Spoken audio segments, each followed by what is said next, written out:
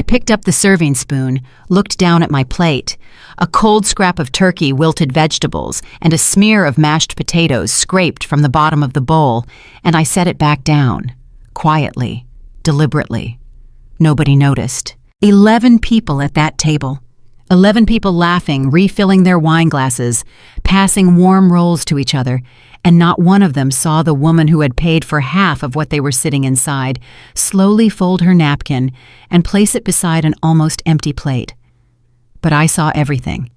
And by the time I drove home through that cold Tennessee rain, I had already made a decision that would change all of our lives forever. If you're watching from Chicago, Houston, Atlanta, drop your city in the comments. I want to see how far this story travels. And if it reaches your heart the way it reached mine, hit that subscribe button, because this is only the beginning. My name is Eleanor Whitmore, and I need to start there with my name, because for a very long time I had forgotten it. Not the word itself.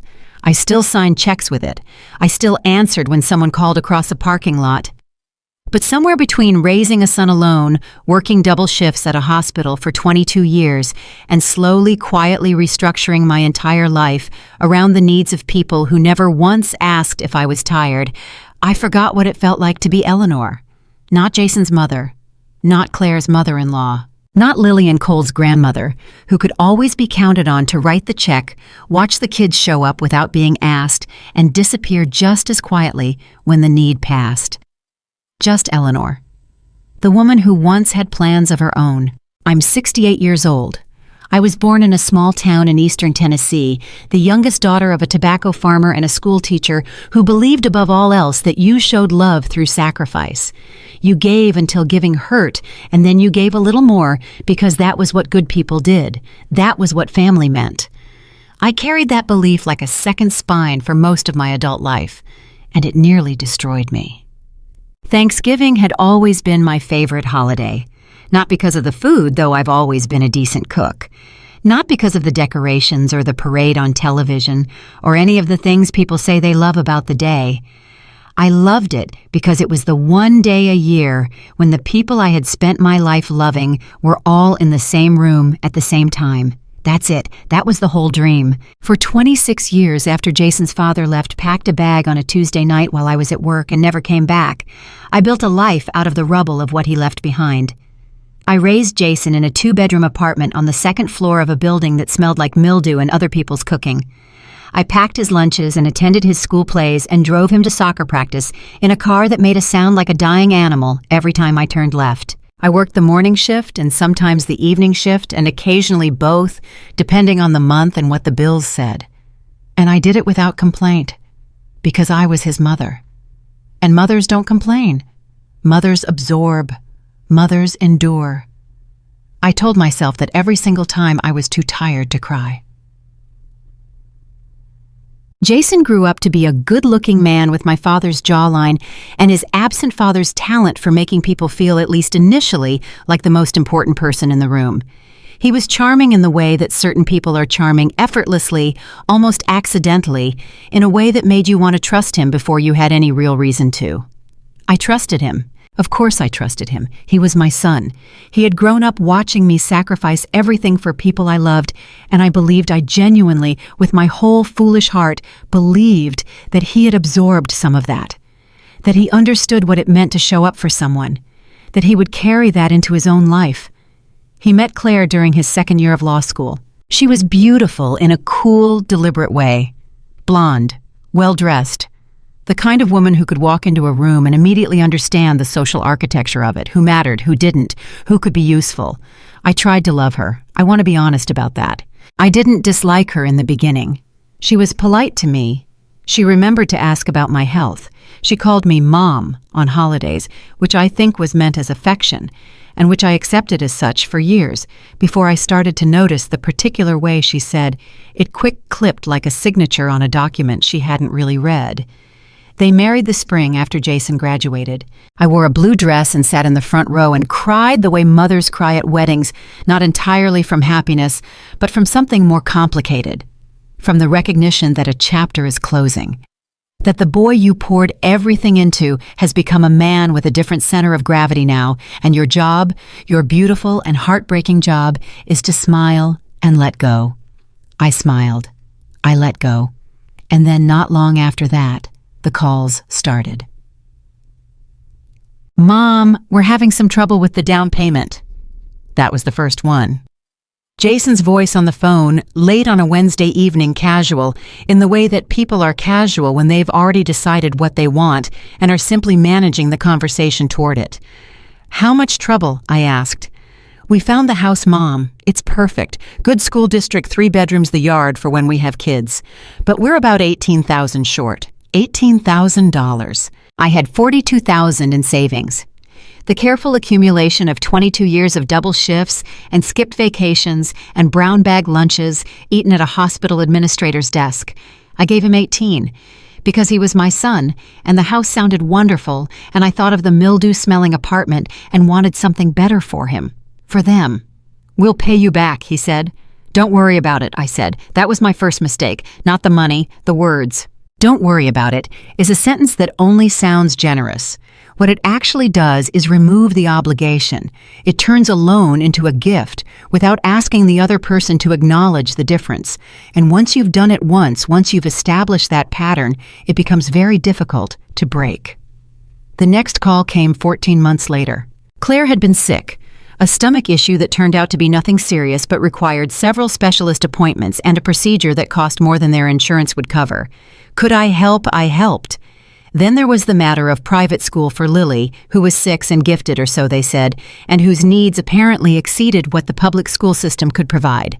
I wrote the checks. Then Jason's firm downsized and he lost his job, and there were 4 months of mortgage payments, and then a new car because Claire's transmission failed, and then a home renovation because the kitchen was outdated, and Claire had found an architect whose vision for the space was apparently transformative.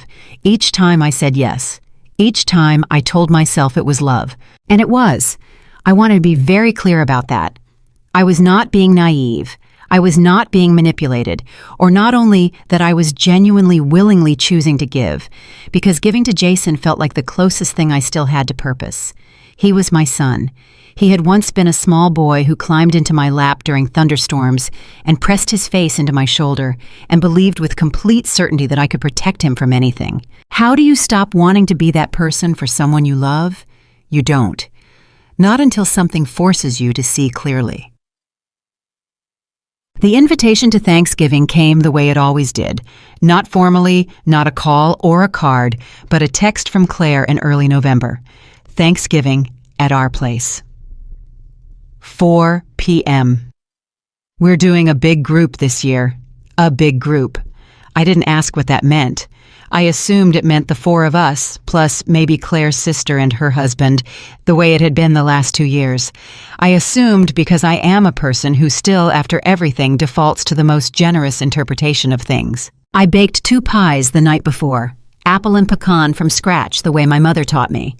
I drove to Jason and Claire's house, the house I helped them buy, with the pies on the passenger seat, and a hostess gift tucked in a bag in the back, a bottle of good wine and a candle Claire had mentioned once in passing that she liked. I remember thinking on that drive through the dark of Middle Tennessee that I was happy, not the complicated happiness of someone who has survived a great deal and learned to appreciate small things. Genuinely, straightforwardly happy. Looking forward to seeing my son's face. Looking forward to watching Lily and Cole run through the house.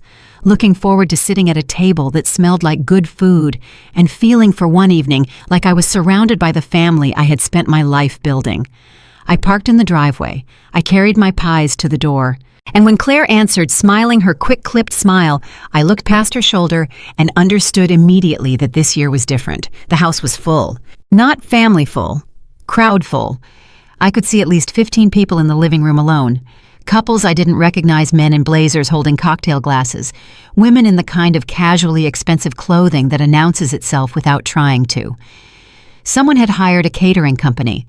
There were trays of appetizers and a bar cart near the fireplace and tall white candles in arrangements that looked like something from a magazine. Mom. Claire took the pies from my arms without quite looking at me. You made it. Here, let me take those. It's beautiful, I said. Who are all these people? Oh, mix of everyone. Jason's partners from the firm, the Hendersons from next door, my book club. You know how it gets. She was already moving back into the house, the pies absorbed into the catering landscape. Come in, come in." I came in. I looked for Jason. He was across the room laughing with a man in a dark suit, a glass of bourbon in his hand. He saw me, waved, held up one finger 1 minute, and turned back to his conversation. 1 minute became 15. I stood near the edge of the living room with my coat still on, watching strangers enjoy my son's house, wondering where I was supposed to put myself. "Mom, you can sit there. We're a little crowded this year." Claire appeared at my elbow and pointed toward a chair near the kitchen doorway. Not at the long dining table, with its matching place settings and tall taper candles and little cards with people's names written in calligraphy. Not in the living room where the adults were gathered with their cocktails and their conversations about real estate and their children's college applications, near the kitchen door, where the noise from the catering staff could drift out whenever someone pushed through with a tray. I looked at the chair. I looked at the table. I counted the seats. 11 people sitting comfortably with space to spare, wine glasses, personalized napkins, actual personalized napkins with names on them, matching plates, and one chair beside the kitchen door. "Of course," I said, "because what else do you say? What does a 68-year-old woman say when she has driven 40 minutes through November dark with 2 homemade pies and a candle, her daughter-in-law mentioned once, and is now standing beside a kitchen door while strangers sit in the places where families should be? You say, of course, you sit down, you fold your hands in your lap, and you watch, and you wait, and you perform very quietly the smile that mothers perfect over the course of decades, the one that says everything is fine even when everything is the opposite of fine." Jason found me before dinner. He crouched beside my chair, not pulled up a seat, not stood, and had a real conversation crouched quickly, like someone making a brief stop, and said, "I'm sorry about the seating, Mom. It got away from us this year. Next year will be better. Next year will be better." 6 words that mean I see what's happening and I'm choosing not to fix it. "It's fine," I said. He patted my hand and stood and went back to his partners from the firm. Dinner was served at 6:30. The food was extraordinary, it really was. The catering company knew what they were doing, and it was passed around the table in the way food is passed at gatherings like this, person to person, each one serving themselves generously before moving it along. By the time anything reached me at my chair beside the kitchen door, the landscape had changed considerably. The turkey platter came last. There was one piece left, a dry, small thing from the edge of the breast, the kind of piece nobody chooses when there are better options. The vegetable dish half cold, the butter congealed, the mashed potatoes a spoonful scraped from the sides, and bottom of the bowl, the kind of serving that exists not because it was meant for anyone, but because someone didn't want to return an empty dish to the kitchen. I arranged these things on my plate. I picked up my fork, and then Claire's voice from the table, bright and carrying, "Oh, Eleanor, you know what they say, waste, not want, not..." Laughter. Light social laughter, the kind that doesn't mean anything except we heard a joke and we're agreeable people. I laughed too. God help me, I laughed too. But later, much later, while the table was being cleared and the catering staff were moving quietly through the kitchen and the guests were gathering in the living room for coffee and dessert, I went to find the bathroom, which meant walking down the hallway past the study where the door stood slightly open. I wasn't trying to overhear anything. I want to be clear about that. I wasn't lurking. I wasn't suspicious, not yet. I was a woman walking down a hallway in her son's house, the house she had helped him buy, on her way to the bathroom, when her son's voice came through the gap in the door and stopped her feet before her mind caught up. "She's not going to like it." Jason's voice low the way he spoke when he was working through something difficult. "She doesn't have to like it. Claire." Calm, precise. "She just has to sign." I stood very still. "She's going to ask questions. Then we answer them, Jason." A pause, the sound of glass being set on a surface. "She's 68 years old. She lives alone. Anything could happen. That's not manipulation, that's reality." I know. "She trusts you. Use that." 3 words. Use that. I stood in that hallway for what felt like a very long time.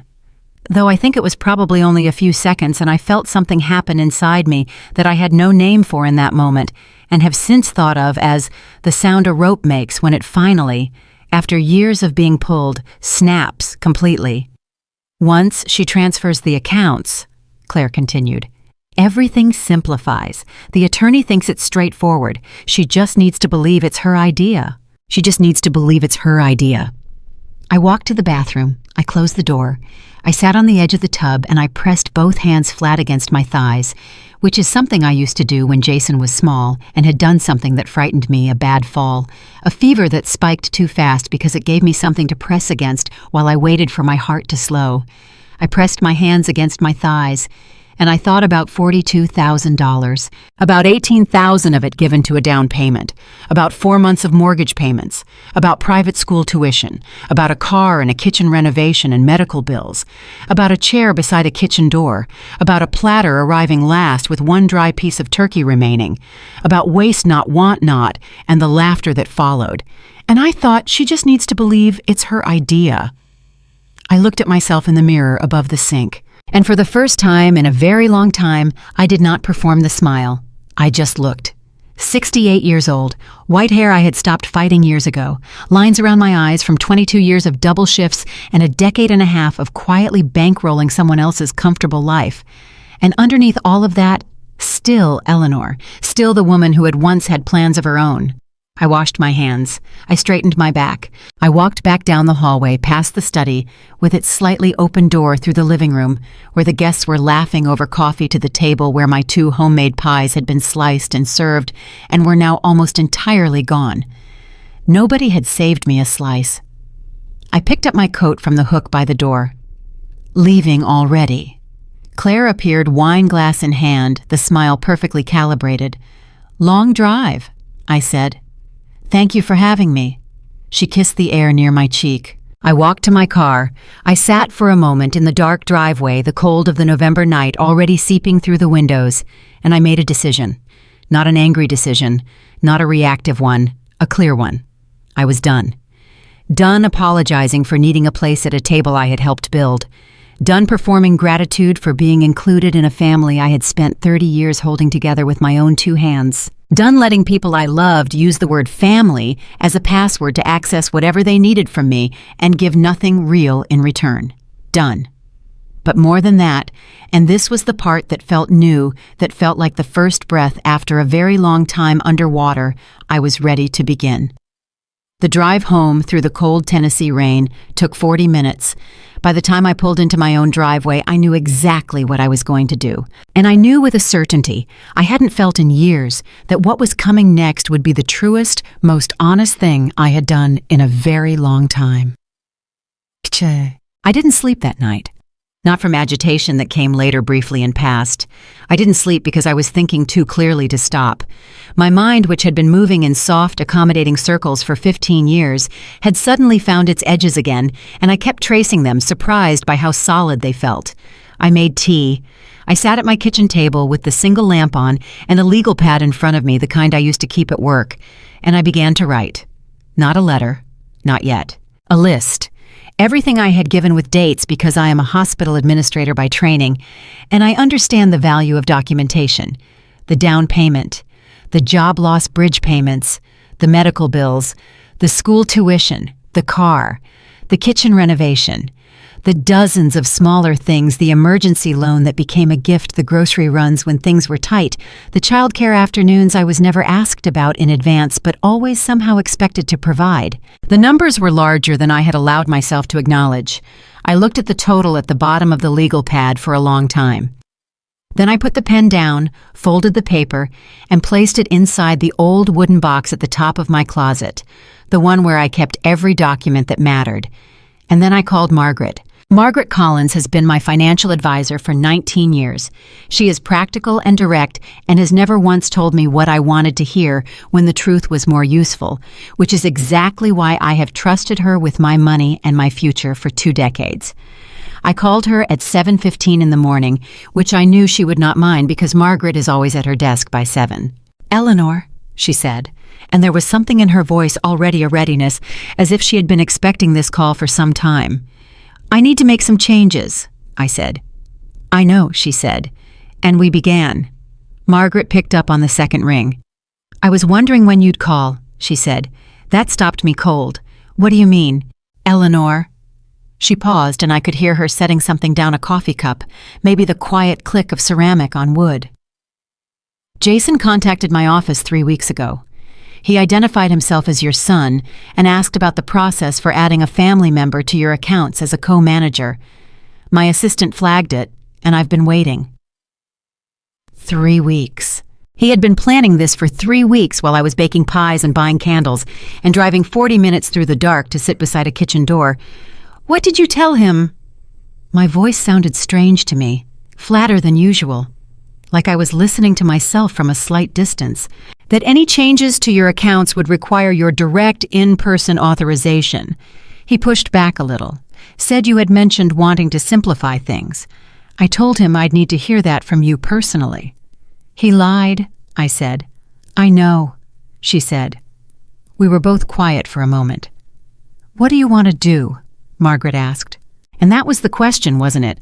Not what did Jason want, not what would be easiest, not how could we smooth this over so that Christmas wouldn't be awkward and nobody's feelings would get hurt and the performance of Happy Family could continue on schedule. What did I want to do? I looked down at the legal pad in front of me, the list, the numbers at the bottom. I want to remove him from everything, I said. Every shared access, every account where his name appears in any capacity, and then I want to update my estate documents. All right. No hesitation. No, are you sure, or let's think about this. Just all right. I'll call Thomas Reed and we'll set up a meeting. Can you come in Thursday? I'll be there at 9. Eleanor. Her voice changed, slightly softened at the edges. You should know what you're describing. It's not irreversible. If things change, if he changes, there are ways to restore access. This doesn't have to be permanent. I know, I said. But I also knew something Margaret didn't, something I hadn't told her yet, that permanence wasn't the point. The point was clarity. The point was establishing, maybe for the first time in 15 years, that I was a person with agency over my own life, that the things I had built and saved and sacrificed for were mine to direct, not automatically available to whoever stood closest and pressed hardest. The point was that Eleanor Whitmore was still here, and she was paying attention now. I thanked Margaret and hung up the phone and sat for another hour at my kitchen table while the November light came slowly through the window, gray and honest, and I thought about my son. Not the man who had stood in his study and said, "She trusts you." Use that. The boy. The real one. The one who existed before ambition and a certain kind of wife, and the comfortable numbness of never being told no had reshaped him into someone I barely recognized. Jason, at 7 years old, standing in the parking lot of the apartment complex with a bloody knee, refusing to cry because he had decided in the way that small boys decide things absolutely that he was too old to cry. And me crouching beside him and saying it's okay to cry when something hurts, and him looking at me with those serious dark eyes and saying, "Does it go away faster if you don't?"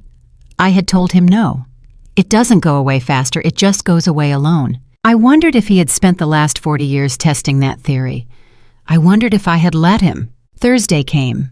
I drove to Margaret's office and then to Thomas Reed's office, and I did not waver once. Not when Thomas looked at me carefully across his desk and said, "Eleanor, are you certain this is what you want? These are significant changes." And not when his assistant brought in the documents, and I picked up the pen and felt briefly the full weight of what I was doing. Not just the legal act of it, but the emotional one. The acknowledgement that things between my son and me had reached a point where documents were necessary. I signed every page. And when I walked out of Thomas Reed's office into the cold November afternoon, I felt something I had not expected to feel. Not grief, not relief exactly. Something quieter than both of those. Like the moment after a storm passes and the air is absolutely still, and you can hear yourself think again. I drove home. I cooked dinner for one pasta, simple something I could make without thinking, and I ate it at my kitchen table, and I did not call Jason to tell him what I had done. I waited, because I knew he would find out, and I knew exactly what would happen when he did. I didn't have to wait long. It was the following Monday, just after 10 in the morning, when my phone rang and Jason's name appeared on the screen, and I looked at it for 3 full rings before I answered. "Hey, Mom." Casual, deliberate. the voice he used when he was managing something. "Do you have a second?" "I have time," I said. "So I was trying to check in on a couple of things online, and it looks like there's some kind of access issue with, I think it's the investment account, the one you had me listed on for emergencies." I let a beat pass. "What kind of access issue?" "It's just when I try to log in, it says my credentials aren't recognized, which is weird because I've been using the same login for Jason." He stopped. "Your access was removed," I said. "I made some changes to my accounts last week." Silence. Not the thoughtful kind, the recalibrating kind. I could almost hear him deciding which version of himself to deploy next. "Changes," he repeated. "Yes." "Mom, what? Why would you do that without telling me I'm on those accounts in case something happens to you? That was the whole point." "Was it?" I said. And I was surprised genuinely by how calm my voice was. Not cold, not angry, just clear. Because when I spoke to Margaret, she told me you contacted her office 3 weeks ago, asking about adding yourself as a co-manager. Not an emergency contact, a co-manager. Another silence. Longer this time. I was just asking questions, trying to understand the options. "While I was planning to come to your house for Thanksgiving," I said, "while I was baking pies." "Mom, I heard you, Jason." The words landed and stayed. "In the hallway," I said. "On Thanksgiving. I was walking to the bathroom and the study door was open. I heard you and Claire talking about papers, about me signing something, about how I trust you and that you should use that." The silence after that was different from all the others. It was the silence of a person who has been running a long time and has just realized mid-stride that there is nowhere left to run to. "Mom, that's not you. Misunderstood. Don't." I said it gently, firmly, the way I used to say it when he was small and had knocked something over and was building up to a lie. "Please don't do that. Not now." He was quiet. "I'm not angry," I said, and it was true or true enough. "I am hurt. I am deeply, genuinely hurt, but I'm not calling to fight with you. I'm calling because I want you to know what I did and why I did it, and I'm asking you to let it sit for a while before you respond." "You've already done it." His voice had changed. Something harder underneath now, not quite anger, but close to it. The specific tone of a person who is used to things going a certain way and has just discovered they won't. "You just went and did it, without talking to me. The way you contacted my financial advisor without talking to me, that landed too. That's different," he said, but the conviction had gone out of it. "How—" He didn't answer. "Jason." I set my coffee cup down on the table and pressed my free hand flat against my thigh, the old habit. "I love you. I have loved you for every day of your life, and I will love you for every day of whatever comes next. But I need you to hear me when I tell you this. I am not a resource. I am not a safety net. I am not a problem to be managed or a signature to be obtained or an account to be accessed. I am your mother. I am a person. And I am done arranging my life around everyone else's comfort while forgetting that I'm allowed to have some of my own." He said nothing. "I'm going to go now," I said. "I think we both need some time." I hung up. I set the phone on the table. And then, because I'm human and he is my son, and love does not simply switch off because circumstances demand it, I pressed both hands over my face and I cried. Not dramatically, not for long, just the particular quiet tears that come when you have done something necessary and right and it has cost you something real. Then I got up, washed my face, and got on with my day. That was the Monday. By Wednesday, Claire had called 4 times. I did not answer. She left one voicemail that was carefully worded, concerned, measured, designed to sound like outreach while actually being reconnaissance, and I listened to it once and deleted it. By Friday, Jason had sent 2 texts. The first said, "Can we talk?" The second, sent 6 hours later, said, "Mom, I think you're making this into something it isn't." I read both and responded to neither. I was not being cruel. I want to be very clear about that because cruelty was never what this was. I was being deliberate. I was giving myself and them the space to stop reacting and start thinking, because nothing real can happen inside the noise of immediate reaction. I knew that from 22 years of hospital administration, where the first rule of any crisis was that you do not make permanent decisions in the middle of a temporary panic. But that didn't mean I was idle. Because here is what they didn't know, what they couldn't have predicted. Because in 15 years of watching me absorb and accommodate and quietly restructure my entire existence around their needs, they had apparently come to believe that absorption was my nature, that I would receive whatever was handed to me and dissolve it into myself and continue as before. They had forgotten or never really known that before I was anyone's mother-in-law, before I was anyone's emergency fund, before I was the woman in the chair by the kitchen door. I was Eleanor Whitmore, hospital administrator, with a mind like a filing system, and 2 decades of experience solving problems that other people declared unsolvable. I went to the wooden box. I had gone there the night of Thanksgiving briefly looking for clarity.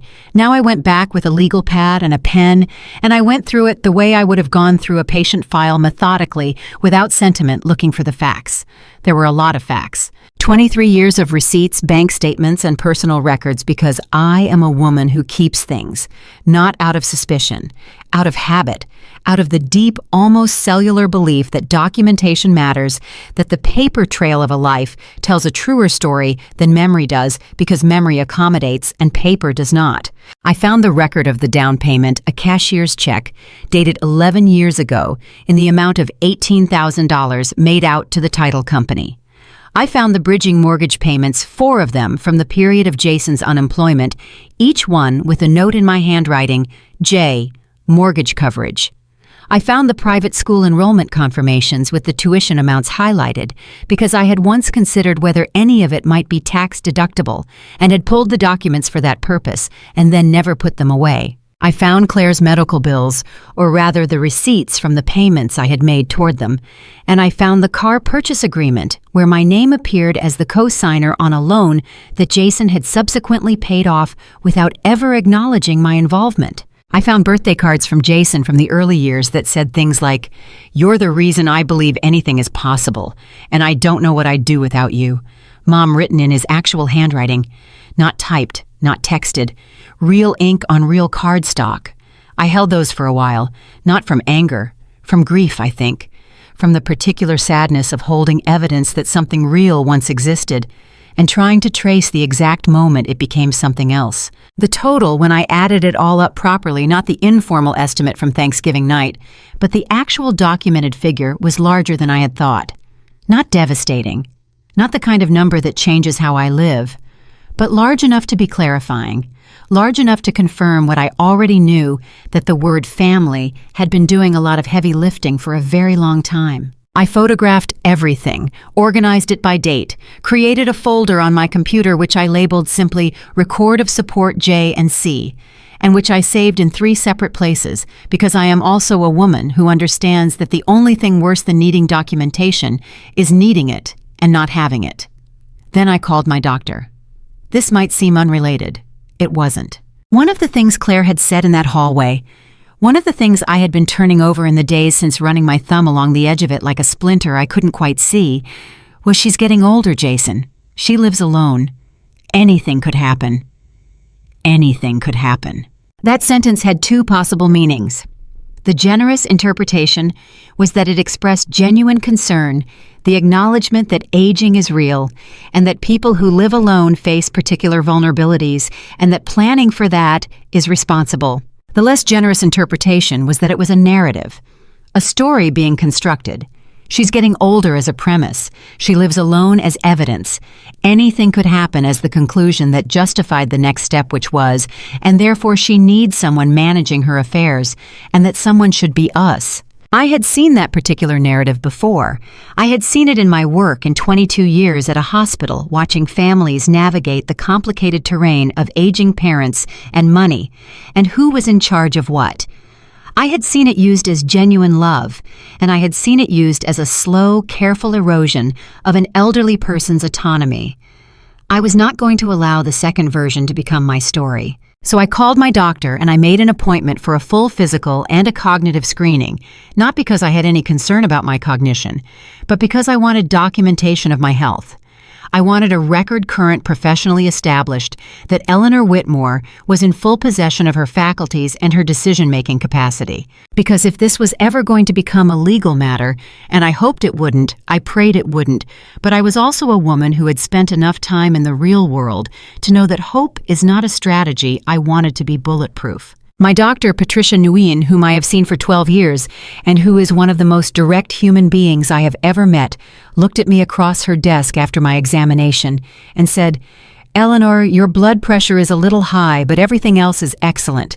Cognitively, you are absolutely sharp. What's going on?" "Family situation," I said. She looked at me for a moment. "Is someone pressuring you about your finances or your affairs?" "They're trying to," I said. She nodded, typed something into her computer. "I'm going to note in your chart that you presented as fully oriented with clear decision-making capacity and no evidence of cognitive impairment. That's standard language, but it'll be there if you ever need it." "Thank you, Patricia." "Take care of yourself," she said. "Not just for them, for you." I drove home, and that was when the second call came. Not from Jason, from Claire. Except this time I answered. I don't entirely know why. Some combination of readiness and something else, a desire maybe to hear what she would say when she thought she was still in control of the situation, when she still believed this was a misunderstanding to be managed rather than a line that had been irrevocably crossed. "Eleanor." Her voice was warm, deliberately warm, the calibrated warmth of a woman who is very good at social performance. "I'm so glad you picked up. I've been worried about you." "Have you?" I said. "Of course, we both have. He's not doing well with all of this. He feels terrible that you misunderstood what you heard." Misunderstood. There it was, the first move. "Claire," I said. I was standing 4 feet from an open door. I heard every word clearly. A small pause. "Eleanor, sometimes things sound different out of context. Jason was He was talking about getting me to sign something and making sure I believed it was my idea. What context changes that?" The warmth in her voice shifted. Not disappearing exactly. She was too practiced for that, but thinning the way ice thins over a pond in early spring, still solid-looking from a distance, but no longer safe to stand on. "You're upset," she said, "which is understandable. But making major financial decisions when you're upset isn't—" "Claire." I said her name the same way I had said Jason's, gently, firmly, without heat. "I'm not upset. I'm clear. There's a difference, and I need you to hear it." She was quiet. "I made my financial decisions with my advisor and my attorney after careful consideration over multiple days. I was not reacting. I was deciding.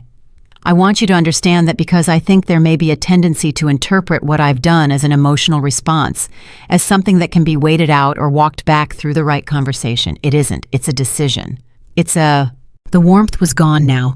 What replaced it was something cooler, more direct, and honestly more interesting. The real Claire, the one who existed underneath the social performance. "You're going to hurt Jason," she said. "Whatever point you're trying to make, you're making it at the expense of your relationship with your son." "I didn't start that process," I said, "but I understand we see it differently." "What is it that you want?" she said, and there was an edge now clean and sharp. "Because I can't fix something if I don't know what you want." "I want to be treated like a person," I said, "not a resource, not a problem, not an account to be accessed or a signature to be obtained. I want to matter to my son for reasons that have nothing to do with what I can provide for him. I want to sit at a table where I'm actually welcome. I want to be called on days that aren't emergencies. I stopped, breathed. "I want what I've always wanted, Claire. I just finally understand that I'm going to have to require it instead of hoping for it." She was quiet for a long time, long enough that I thought she might have put the phone down. Then she said, "I'll talk to Jason." She hung up. I sat with the phone in my hand for a moment, and then I did something I hadn't done in months, maybe longer. I laughed. Not bitterly, not the performance laugh, the one from Thanksgiving when Claire made her waste, not want, not remark. A real one, small and surprised, because something about the phrase, "I'll talk to Jason," delivered in that tone by that woman, as if the next move in this chess game was a conversation she would manage, and I would wait for the outcome of, struck me as almost perfectly representative of the situation I had been living in for 15 years. As if I was still waiting, as if I was still the woman in the chair by the kitchen door.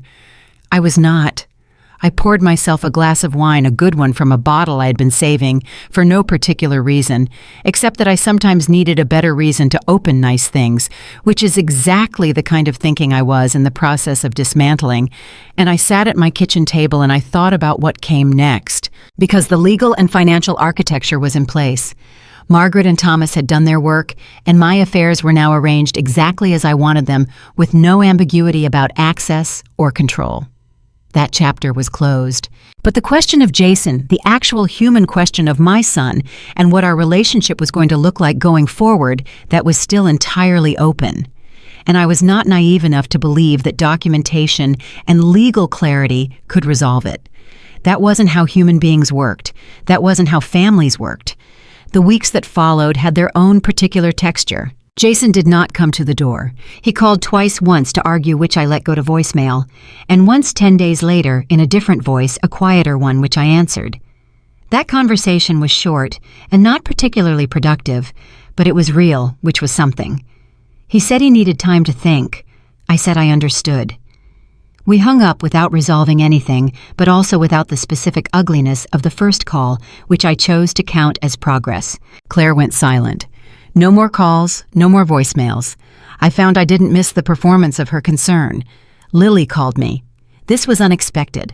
Lily was 16, Jason and Claire's oldest, and she had always been the child I felt most connected to, not out of favoritism, but out of recognition. She had her father's dark eyes, and her grandmother's stubbornness, and an ability to sit with discomfort that neither of her parents possessed, which I had always found remarkable in someone so young. She called on a Thursday evening from her cell phone, which meant she was calling without her parents' knowledge. "Grandma," she said, "are you okay?" "I'm all right, sweetheart. Are you?" "Dad's been really stressed," she said, "and Mom is, you know how she gets." "I know," I said. "I heard them talking," she said carefully. "A few nights ago, after dinner." I waited. "Mom said that you were being difficult, that you were punishing the family over a misunderstanding." A pause. "But Dad didn't say anything. He just sat there, and he looked—" She stopped. "What did he look like?" I asked softly. "Like he knew she was wrong," Lily said. "And he wasn't going to say it." I pressed my hand against my thigh, the old habit. "Grandma," Lily said, "what they were trying to do, with your accounts, did they—" She stopped again, and I could hear her choosing words with the particular care of a teenager who understands more than the adults around her have accounted for. "Was it bad?" "It was a betrayal," I said. "Yes." "I'm sorry." Her voice was steady, but I could hear something underneath it, the specific effort of someone holding themselves together. "I'm really sorry, Grandma. You didn't deserve that." "Thank you, honey," I said. "I need you to know something. Whatever happens between your father and me, my feelings for you don't change. You understand that—" "I know," she said. "I love you." "I love you too, Grandma." After I hung up, I sat for a while without moving. Because Lily's call had shifted something in me, not my resolve that was intact, that wasn't going anywhere, but my understanding of what the stakes actually were. It wasn't just about Jason and Claire and the particular dynamic that had developed between us over 15 years. It was about what was being modeled for those children. What Lily and her brother Cole were watching and absorbing and filing away as the template for how families operated, how love worked, what was acceptable. Lily had called me. She had reached past her parents' narrative and made her own assessment and picked up the phone. That was not nothing. That was in fact everything. It was the most hopeful thing that had happened since Thanksgiving. And it was also, I realized, one of the clearest signs that what I was doing mattered beyond myself. Because children watch. Children are always watching, even when adults assume they aren't, especially then, maybe. And what Lily had seen in her father's silence, in his inability to correct his wife's framing even when he knew it was wrong, was something that would sit inside her and shape her whether anyone addressed it or not. I thought about that for a long time. I thought about the boy who had learned from me that sacrifice was love, who had watched me give and give and give, and had internalized somewhere in his developing understanding of the world that there was always more where that came from, that the person who loved you would simply continue producing, that you did not have to ask, that you did not have to be grateful, that the well was inexhaustible. I had not meant to teach him that, but intention doesn't determine impact. And somewhere between wanting to give him everything and actually giving him everything, I had forgotten to teach him the lesson that matters most, that the person who gives is also a person. That care has a cost, that love, real love, runs in both directions or it runs out. I had not been failed by my son. I had failed to finish the job of raising him. And at 68 years old, sitting at my kitchen table with a glass of wine, I had finally opened for no reason except that I wanted to. I understood that it was not too late to complete that lesson. It would just have to be taught in a different way now. Not through giving, through standing still. 3 weeks after Thanksgiving, my phone rang at 6:45 in the morning, which meant it was Jason because he was the only person who called me before 7, and it had always been one of his habits. The early call when he knew I'd be awake, when he felt the need to reach someone before the day fully began, and he had to be a certain version of himself for the rest of it. I answered on the second ring. Mom. His voice was different. Not the managing voice, not the argument voice. Something rawer than both of those. Can I come over? When? Now I'm already in the car, actually. I looked at the clock. It's not even 7, Jason. I know. A pause. I know, I'm sorry. I needed to. Can I come? There was something in his voice I hadn't heard in a long time, something that took me a moment to place and then placed itself with sudden, almost physical clarity. He sounded like a boy, not the man with the bourbon glass and the blazer and the firm partners, the actual boy, the one with the bloody knee in the parking lot who had decided he was too old to cry but wasn't actually anywhere close. Come, I said. He was at my door 20 minutes later, which meant he had been somewhere close, parked down the road, maybe working himself up to it. He was in a coat over what looked like pajama pants and a sweatshirt, his hair uncombed, and his face had the particular blurred quality of someone who has not been sleeping well for several weeks. He looked at me. I looked at him. Neither of us spoke for a moment. Then he said, I don't know how to start. Then don't start, I said. Come in, I'll make coffee. He sat at my kitchen table, the same table where I had made the list, where I had drunk the wine, where I had talked to Lily, and I made coffee and set a cup in front of him and sat across from him and waited. He wrapped both hands around the cup the way he used to do as a child with a mug of hot chocolate, holding it for warmth rather than to drink, and he stared into it. She thinks I'm here to fix it, he said finally. Claire. He nodded. She thinks if I come and say the right things, that we can go back to the way things were. He paused. I don't think that's possible. It isn't, I said quietly, not harshly, just honestly. He nodded again slowly. I know. We sat with that for a moment. I heard what you said, he said, on the phone, that you're not a resource, that you wanted to matter for reasons that weren't about what you could provide. He finally looked up from the coffee cup and met my eyes, and what I saw there was not the recalibrating look, not the managing look, but something much older and much more honest. I've been thinking about that constantly for 3 weeks, and I keep coming back to this one memory. What memory? I was maybe 9, he said, and I'd broken something at school, I don't even remember what, and I was terrified to tell you because money was tight, and I thought you'd be upset. And I remember standing in the kitchen while you were making dinner, and I finally said, Mom, I broke something, and you turned around, and the first thing you did was... He stopped. His jaw tightened. I asked if you were hurt, I said. He nodded. You didn't ask what it cost. You didn't say we couldn't afford it. You came over and you put your hand on my face and you asked if I was hurt. I remembered that moment. Not that specific incident, but dozens of variations of it. The turned around look, the immediate accounting of the child first. I forgot about that person. He said, his voice rougher now. Not you. I don't mean I forgot about you. I forgot about the version of myself that knew you were a person first. I started thinking of you as... He stopped. As a resource, I said. Yeah. The word cost him something. I could see it. Yeah, And I don't know exactly when that happened. I think it happened slowly, and I think part of me must have known it was happening and chose not to look at it directly because looking at it directly meant admitting what it said about me. He wrapped his hands tighter around the cup. And then Claire said she had this plan, and she made it sound so logical, so reasonable, just simplifying things, protecting the family, and I knew something was wrong with it, but I didn't— "You didn't stop it," I said. "No." He looked at me. "I didn't stop it, and that's on me. Not on her. On me. Because I could have said no at any point, and I didn't." The kitchen was very quiet. Outside, a car went past on the road. A dog barked somewhere down the block. "I'm not ready to forgive everything," I said. "I want to be honest with you about that. I'm not going to sit here and tell you it's all fine and we're starting fresh, because it isn't and we aren't.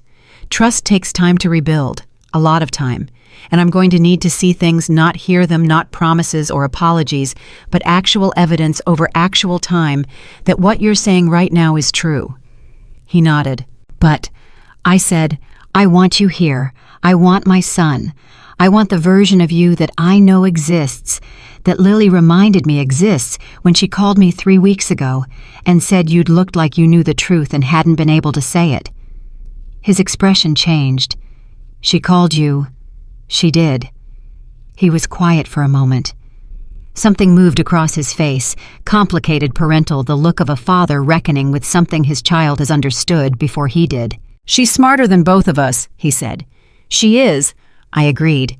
He finally raised the coffee cup and drank, and something about that gesture, the simple, ordinary act of it, two people sitting at a kitchen table with coffee on a cold morning, felt like the first genuinely real moment we had shared in a very long time. We talked for 2 hours. Not about accounts or documents or legal arrangements. We did not go near any of that, and he did not ask and I did not offer.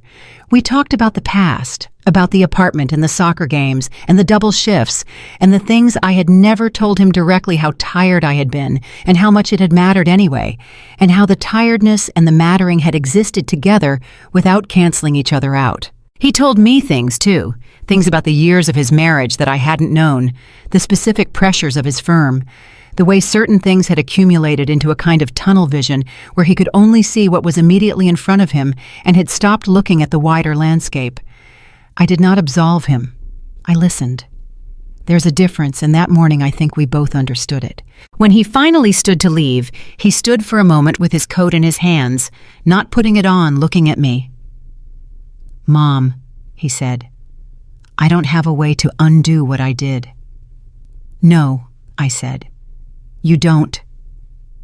But I want to try to be different."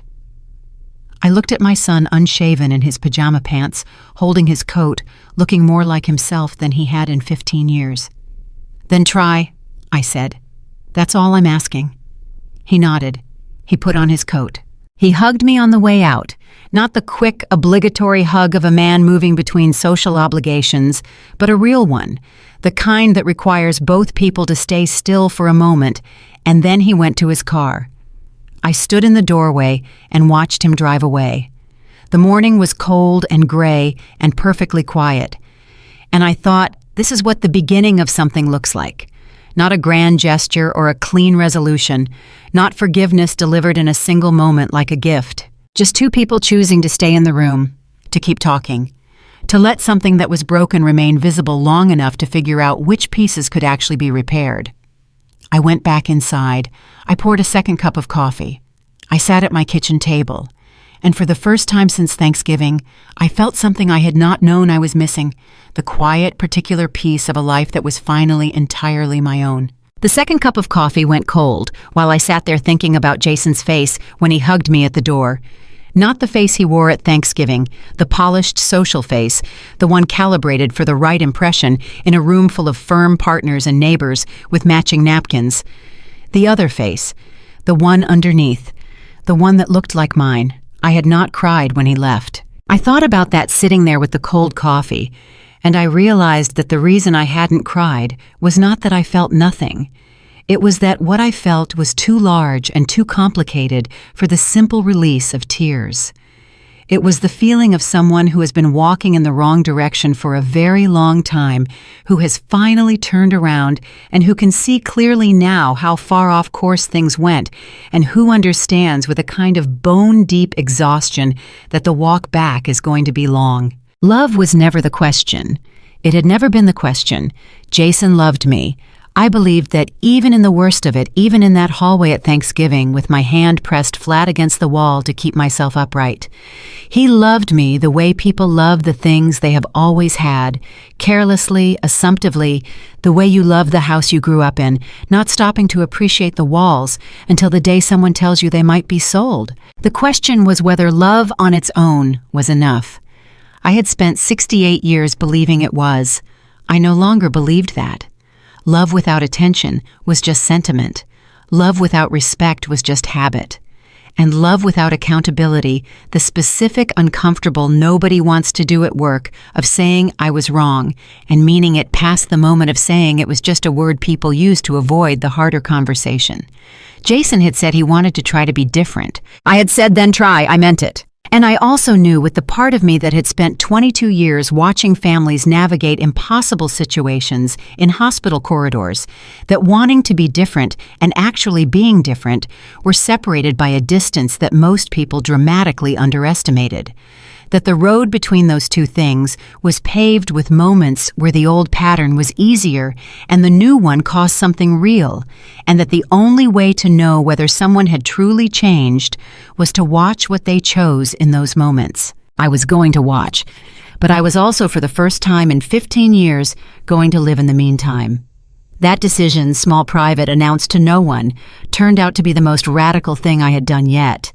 It was the first week of December when I signed up for the pottery class. I want to explain how that happened because it sounds like the kind of thing people do in movies when they're having a life crisis, some soft focus montage of self-discovery, a woman at a wheel with clay on her hands and a smile slowly returning.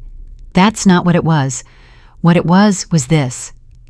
I was in the grocery store, and I ran into my neighbor Dorothy, who is 71 and has the energy of a woman 30 years younger and absolutely no patience for self-pity, which is one of the things I have always admired about her. "You look tired," Dorothy said in the aisle between the cereal and the coffee, the way only very good friends and very honest people do not as a judgment, just as an observation. The way you'd say it looks like rain. "I've had a complicated month," I said. "I know." She put 2 boxes of oatmeal in her cart and looked at me squarely. "I also know you've been alone in that house for 3 weeks, and you've been to the grocery store 4 times, which I can see from my window because my view of your driveway is unavoidable, and I am an old woman with nothing better to do than notice things." I laughed. "Dorothy." "I'm starting a pottery class in January," she said, "at the Community Arts Center on 5th, Tuesday mornings. Come with me." "I've never done pottery." "Neither have I, that's the point." She pushed her cart forward. "Think about it, but don't think about it too long because registration closes Friday. I registered on Thursday, not because I had any particular feeling about pottery, because Dorothy was right that I had been alone in that house for 3 weeks, making careful legal decisions and drinking wine and having significant emotional conversations and doing absolutely nothing that had no purpose beyond itself. I had forgotten what it felt like to do something just because it was there to be done.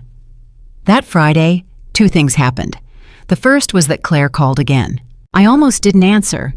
My hand hovered over the phone for 3 full rings, and then I picked up because something not generosity exactly, more like clinical curiosity, made me want to hear where she was. Eleanor. Different from the last time. Not warm, not managed. Tired. That was the word. She sounded tired.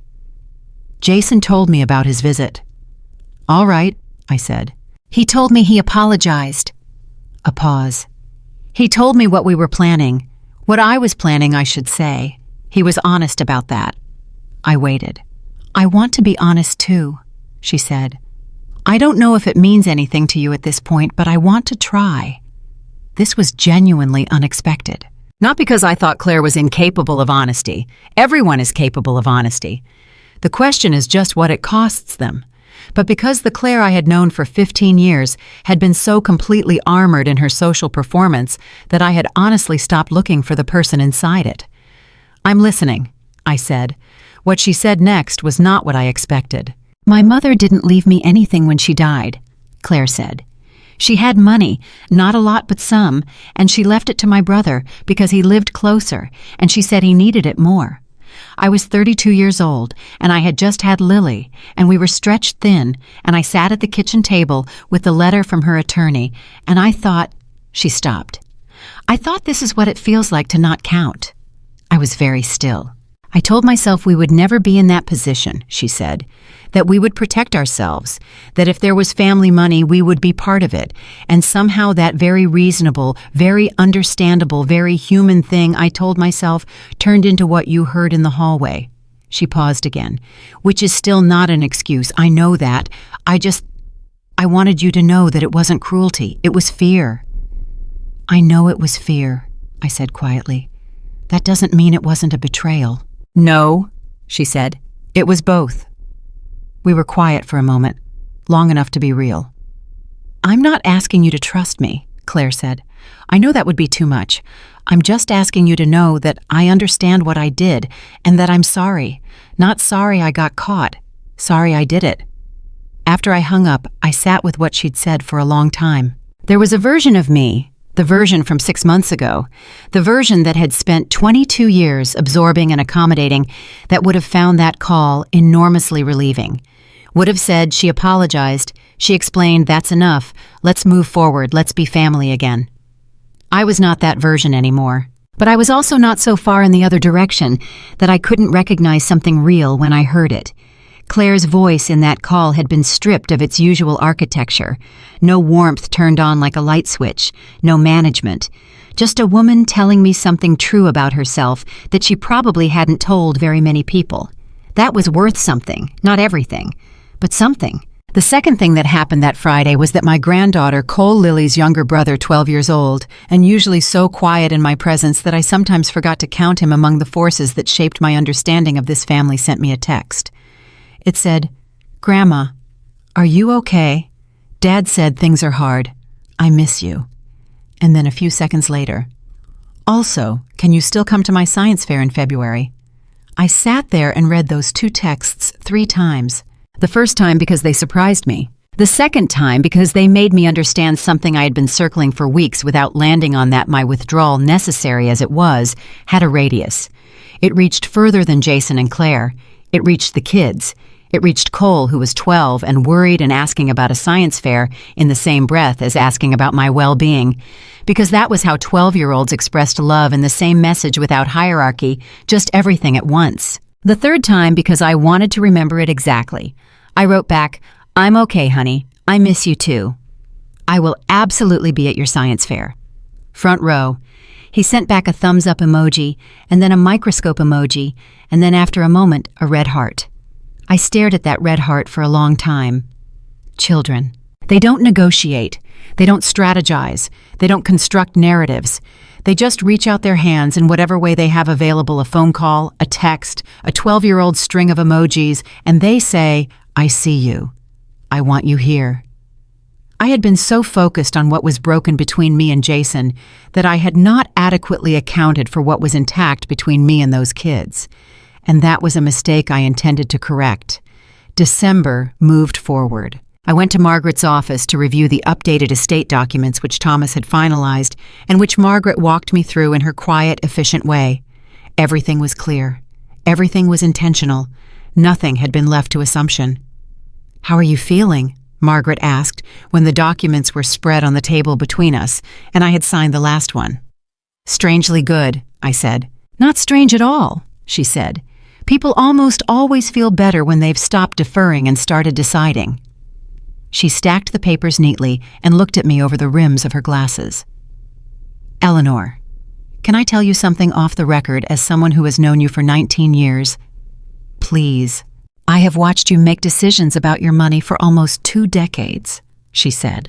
You have always been smart and you have always been careful, but you have also consistently made your own needs the last item on every list. She paused. These new documents, the way you've restructured things, this is the first time in 19 years that your financial plan actually reflects what's good for you first. I didn't know what to say to that. "I just wanted you to know that I notice," she said, "and that it's about time." I drove home from Margaret's office in a particular kind of silence that wasn't empty, but full, the way silence feels after someone has said something true that you needed to hear and didn't know you needed until they said it. About time. Yes, it was about time. The pottery class started on a Tuesday in early January, a morning so cold that the car took 3 full minutes to warm up before I trusted it on the road.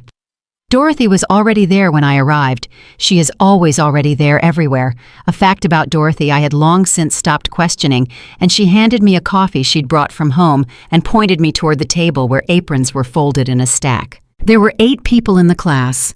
Myself and Dorothy, 2 women in their 60s who had come together, a man in his early 70s who introduced himself as Gerald and immediately established himself as the person who had the most questions, a younger woman maybe 40 there with her mother and 2 others whose names I didn't catch right away. The instructor was a young woman maybe 30 with clay permanently embedded under her fingernails and the particular patience of someone who genuinely loved what she was teaching.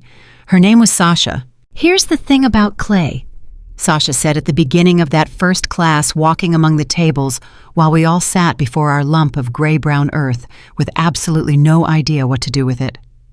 "It doesn't do what you want. Not at first. It responds to pressure, to heat, to the amount of water on your hands. You have to learn to work with it, not against it. Most beginners try to force it into a shape. That's the wrong approach." "What's the right approach?" Gerald asked. "Learn to feel it first," she said. "Before you decide what to make, just touch it. Get to know what it responds to." I pressed my hands into the clay. It was cool and dense and pushed back against my palms in a way I hadn't expected, not resistant exactly, but present. Insistent. Like something with its own opinion about what was going to happen. I thought absurdly about the conversation with Claire, about fear turning into a plan, turning into a betrayal, about pressure applied in the wrong direction. I pressed my thumbs into the center of the clay, and something gave way, and I thought, yes, that's it. That's what I've been doing for 15 years, pressing in all the wrong places, wondering why nothing was taking the shape I wanted. I was not a natural at pottery. I want to be clear about that. My first attempt at a bowl looked like something a child had made on a bad day. The second attempt was arguably worse. Dorothy's weren't much better, but she laughed at hers in a way I found genuinely inspiring, the uncomplicated, delighted laugh of someone who is having exactly the experience they came to have. "It's a disaster," she announced, holding up a lopsided, asymmetrical thing. "It has character," Sasha said diplomatically. "It has no idea what it is," Dorothy corrected, and laughed again. That class, and the ones that followed every Tuesday through January and into February, turned out to be something I had not known I was missing. Not because of the pottery itself, though I did improve slowly with practice, but because of what it felt like to be in a room with no stakes. A room where failure was expected and laughed at and built upon. A room where nobody needed anything from me except my presence and my willingness to press my hands into clay and try. I hadn't been in a room like that in a very long time. Meanwhile, December had become January, and January had its own particular shape. Jason called on a Sunday in the second week of the new year. Not from a difficult place, or not an obviously difficult one. He called the way you call someone you are trying to rebuild something with carefully, with a specific effort toward normalcy that is its own kind of honesty. "How are you?" he asked. "Good," I said. "I started a pottery class." A pause. "Pottery." "Tuesday mornings. I'm terrible at it." I could hear something in the silence, surprise maybe, or recalibration, the sound of a man adjusting his mental image of his mother to include a Tuesday morning pottery class. That's really good, Mom," he said. "I'm glad." "How are the kids?" I asked. "Cole hasn't stopped talking about his science fair project, something with plants and light. I don't fully understand it, but I'm told it's impressive." "I told him I'd be in the front row," I said. Another pause, this one softer. "He told me." A beat. "Thank you, Mom." "He's my grandson," I said. "That's not a favor." We talked for 20 minutes. Not about Thanksgiving, not about the accounts, not about Claire or the hallway or any of it. Just ordinary things. The kids, his work, the fact that my car had been making a noise and I couldn't tell whether it was serious. He offered to take a look, and I said I'd already made an appointment with the mechanic, and he said, right, of course, and we both let that land without making it mean more than it did. When we hung up, I sat for a minute and thought, this is what progress sounds like. Not a resolution, not a return to some previous state. Just two people learning a new register, quieter, more careful, more honest maybe for all its awkwardness. The Tuesday of the third week of January, I arrived at pottery class and found Dorothy already at her table, which was normal, but with an expression on her face that was not. "What's wrong?" I said, sitting down. "Nothing's wrong," she said. "I just heard something that I think you should know, and I couldn't decide whether to tell you, and now you're here, so I'm going to tell you." Dorothy's neighbor, a woman named Pat, whose daughter had married into Claire's social circle, had apparently said something at a dinner party over the weekend about me, about the financial changes I had made, about specifically the suggestion that Eleanor Whitmore had undergone some kind of episode. The word used, Dorothy said, was episode, and was making erratic decisions that her family was worried about. I set down the piece of clay I had picked up. "An episode," I repeated. "That's the word Pat used." I was quiet for a moment, turning this over, feeling its edges, the specific texture of it, not jagged, not surprising, but sharp, in a precise, deliberate way that told me it hadn't been accidental. Someone had put that word into circulation. Not Jason. I believed that, or almost believed it. He had been in these weeks careful and genuine enough that attributing this particular move to him didn't quite fit. But Claire moved in those circles. Claire knew Pat's daughter. And Claire, whatever honesty she had offered me in that December phone call, was still a woman who protected herself first and rearranged the story around herself second. An episode. The word was doing specific work. It was constructing a frame-aging woman, erratic behavior concerned family, that if believed would undermine every decision I had made. Would transform, she removed him from her accounts after discovering he was trying to access them without her knowledge into. She made confused decisions that her loving family is trying to manage. I thought about what my Dr. Patricia had put in my chart. Fully oriented, clear decision-making capacity, no evidence of cognitive impairment. "I'm fine," I told Dorothy. "I know you're fine," she said. "I've known you for 11 years, and you are one of the clearest thinking people I have ever met. I'm just telling you what's being said." "I know," I said, "and I'm glad you told me." I picked up the clay. I pressed my hands into it the way Sasha had taught me, not forcing, not fighting, just feeling the resistance and working with it. "What are you going to do?" Dorothy asked.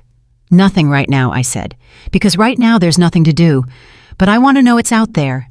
She nodded. Sasha came by our table. "Nice center, Eleanor. Much better than last week." "Thank you," I said, and I kept working. But that evening I called Thomas Reed. I told him what I'd heard. The word, the social circle, the framing. He was quiet for a moment, and then he said, "I'm glad you called. This is worth documenting. Not because it's actionable yet, but because if it escalates, we want a record of when it started." "Do you think it will escalate?" "I don't know," he said. "It depends on how invested they are. But I want you prepared." "What does prepared look like?" "It looks like what you've already done," he said. "The medical documentation, the financial records, the clear paper trail of conscious, deliberate decisions made over time with professional guidance." He paused. "You've been remarkably thorough, Eleanor." "I was a hospital administrator," I said. "I know what a good file looks like." He laughed, a real one, surprised and brief. "Yes, you do." That night I went back to the wooden box, not to add to it, just to look at it. This box that had started as ordinary storage, a place for important documents, the paper bones of a life, and had become something else. Evidence. Protection. The quiet paper proof of Eleanor Whitmore's full, intentional, thoroughly documented existence. I closed it and put it back on the shelf. And then my phone rang. It was Jason, and it was 9:30 at night, which was unusual enough that I felt something tighten in my chest when his name appeared. "Jason," I answered immediately. "Is everything all right?" "Cole's fine, Lily's fine." He said it quickly, knowing that those were the first questions. "I'm calling because, Mom, I heard something today. From Claire's friend Rachel, who apparently talked to Pat from the neighborhood." I waited. She told Rachel that people were saying you'd had some kind of episode, I said. A long pause. You know, Dorothy told me this morning. Mom. His voice was low, and something in it was cracking at the edges. I did not say that. I want you to know that absolutely clearly. I did not say that to anyone. I believe you, I said, and I did, which surprised me a little. I talked to Claire tonight. A beat. It didn't go well. What did she say? She said she said it came up naturally that she was explaining the situation to Rachel and the word came up. She said it wasn't deliberate. He paused. I don't think I believe her. I was very still. Jason, I said carefully, what happened in that conversation? She got defensive, he said. Said I was taking your side. Said I'd been different since I went to see you in December, and that she was worried about me. A pause. I told her that different wasn't the same as wrong. I pressed my hand against my thigh. And then, he said, she said something I haven't been able to stop thinking about. What? She said your mother has always come between us. The kitchen was completely quiet. Jason, I said. I know, he said. What did you say to that? I said, he stopped. Started again. I said, no, Claire. We did. I exhaled. She went to bed, he said. We didn't finish the conversation.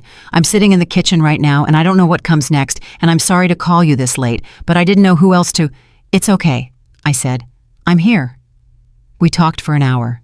Not about Claire, not about the marriage that was not my territory, and I was careful about that. Careful about the specific line between being his mother and inserting myself into something that was between the two of them and needed to stay there. But I listened. I asked questions. I said at one point, what do you want, Jason? Not what you think you should want. What do you actually want? He was quiet for a long time. I want my family, he said. I want my kids. I want to be the kind of father Cole and Lily can call when things are hard. A beat. The way Lily called you. The way Cole texted you. His voice was rougher now. I want to be that person. Then work toward it, I said. That's all any of us can do. Is it enough? He asked.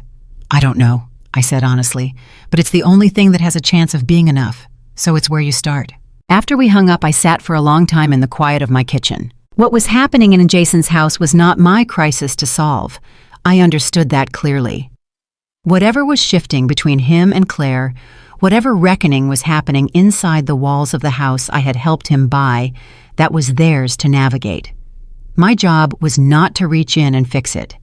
My job was to be steady, present, available without being intrusive, the stable point to which someone could orient when things got disorienting. I had always known how to do that for other people. I was learning now to do it for myself at the same time. February arrived. The science fair was on a Friday evening in the gymnasium of Cole's Middle School, and I arrived at 6 o'clock with a small potted plant, a gesture that felt right once I knew his project involved plants, and found Cole immediately because Cole at 12 had my father's height and was easy to spot across a room. His face when he saw me, I want to keep that. That specific face, the light that came into it, the unself-conscious, unperformed joy of a child who sees someone they love walk through a door and does not yet feel the need to moderate how much that matters to them.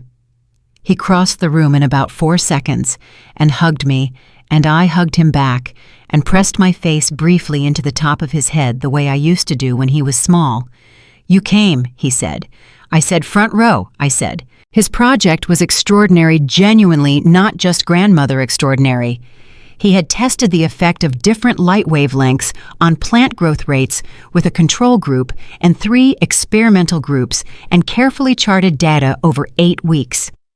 The science teacher who was supervising his table kept hovering nearby with the barely suppressed expression of a person witnessing something they're going to tell people about later. Jason was there. We found each other across the gymnasium, and something passed between us. Not a resolution, not a fixed thing, but an acknowledgement, a nod.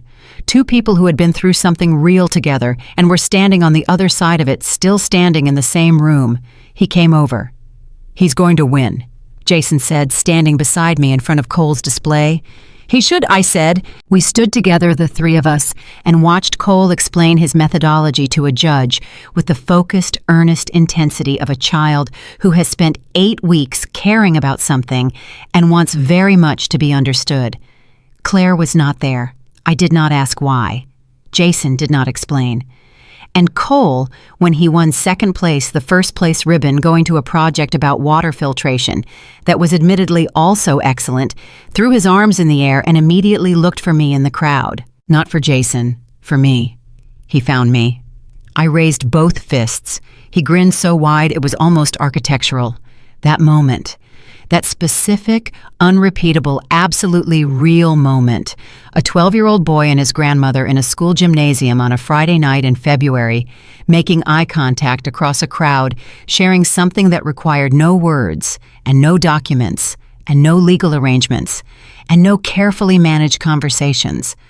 Just, I see you. I love you. I'm here. That was the whole of it. I drove home that night through streets that were dark and cold and perfectly familiar, and I thought about what Margaret had said in her office. This is the first time your financial plan actually reflects what's good for you first. And I thought about what Dorothy had said in the pottery class. It has no idea what it is. And I thought about what Sasha had said on that first morning with the clay. Learn to feel it first. Before you decide what to make, just touch it. I had been touching it these months, feeling what was actually there, rather than what I had been telling myself was there for 15 years. The real shape of things, the weight of them, the temperature, the places where pressure was productive, and the places where it only made things worse. And slowly and perfectly, with a lot of failure, and some things that looked like disasters, and a Tuesday morning pottery class, and a red heart emoji from a 12-year-old, I was beginning to understand the shape I was actually working with. Not the shape I had been handed, not the shape someone else needed me to be, mine. Whatever that looked like finally at 68 years old, with white hair and a documented estate plan and a lopsided bowl drying on my kitchen counter, it was mine. And I was only just beginning to find out what I could make with it. The bowl I had been working on in pottery class finally held its shape in the third week of February. It wasn't beautiful. It leaned slightly to the left, and the rim was uneven in a way that Sasha said gave it character, and Dorothy said meant I had pressed too hard on one side, which was probably both true. But it held. It was a real thing that had not existed before, and now existed imperfect and present, and I set it on my kitchen windowsill when I brought it home and looked at it every morning while the coffee brewed. It reminded me of something I couldn't quite name for several days. Then one Tuesday morning, driving home from class with clay still on my hands, I understood what it was. The bowl reminded me of this, of the past several months, of something that had been pressed and shaped and nearly collapsed a dozen times and had still somehow held. Not the same shape it started as, not the shape anyone would have designed intentionally, but real and solid and mine. March came in cold and stayed that way, which suited me fine. I had always been a woman who thought more clearly in cold weather. Something about the way it sharpened the edges of things made the world feel less blurred. And there was a great deal in March that required clear thinking. The first thing was Claire. She called on a Wednesday morning, the 4th of March, at a time when I was standing at my kitchen counter, eating toast and reading the newspaper, the way I had done every morning for 40 years, and had somehow, in the busier seasons of my life, stopped doing and had recently reclaimed. She called, and I looked at her name on the screen, and I felt for the first time since Thanksgiving something close to neutral about answering. Not warm, not cold, neutral, which was, I had come to understand, actually a significant improvement. "Eleanor," she said, and then immediately before I could respond, "Jason and I are separating." I set down my toast. "He told me last night," she said. Her voice was controlled, but only barely the architectural precision of a woman keeping herself upright through effort rather than ease. "He said he's been thinking about it since December, that things changed for him when he went to see you." I was very careful about what I said next. "Claire," I said, "I'm sorry. Whatever is between you and Jason, I want you to know that I take no satisfaction in this." "I know," she said, and I believed her believed that she believed me, which was different from trust but not nothing. "I'm not calling to blame you. I'm past that. I'm calling because—" She stopped. I'm calling because I don't know who else to call, and that is a more honest statement than I'm comfortable with. That landed somewhere in me, somewhere unexpected. Because I understood it. The specific loneliness of that sentence, "I don't know who else to call," was not a stranger to me. I had lived inside that sentence for most of the past several months, maybe for longer than that. "Tell me what's happening," I said, "from the beginning." She did. It took 40 minutes, and it was by turns difficult to hear, and surprisingly honest, and occasionally infuriating, and underneath all of it, deeply, recognizably human. Two people who had chosen each other for reasons that made sense at 28 and 30 and 35, and who had grown in directions that had slowly over years become incompatible, and who had patched the growing gap with projects and plans, and at some point with my money and my resources, because it was easier to focus outward, easier to focus on acquiring, on building, on the next renovation, and the next social event, and the next financial maneuver, than to look directly at each other and say, "I think we are becoming strangers." "I think," Claire said near the end of it, "that Jason and I used you, and I think we used each other. And I think I've been afraid of being alone since I was 32 years old and sitting at a kitchen table reading my mother's estate letter. And I built a lot of things on top of that fear that turned out not to be very stable." I thought about the clay, about Sasha's voice. Most beginners try to force it into a shape. That's the wrong approach. "You can rebuild stable things," I said. "It just takes starting from an honest place." "I'm not sure I know how to do that," she said. "Nobody does the first time," I said. "You learn." We were quiet for a moment. "Will you be all right?" I asked. "Practically speaking, with the kids, with the house. Jason isn't ugly," she said. "He's being fair, more than fair, actually." A pause. "He's different, Eleanor. Since December. He's been different in ways I don't fully know how to live with." "Because he's being honest," I said. "Yes," she said, "and I'm not used to that being uncomfortable." When we hung up, I sat for a long time with the phone in my hand and the toast growing cold on the plate in front of me. I felt sad, not for myself, not the complicated grief of the past months, the grief with edges and implications and legal dimensions. Just sad, for two people who had made a mess of something real. For Lily and Cole, who would now navigate the particular terrain of a divided household and learn things about love and its failures that no child should have to learn earlier than necessary. For Jason, who had chosen honesty and was discovering, as honest people frequently discover, that the truth is not always the thing that makes your life easier. It just makes it more yours. And a little for Claire, who had been afraid at 32 and had spent 15 years constructing defenses against that fear and was now standing at 47 in the rubble of everything she had built on top of it.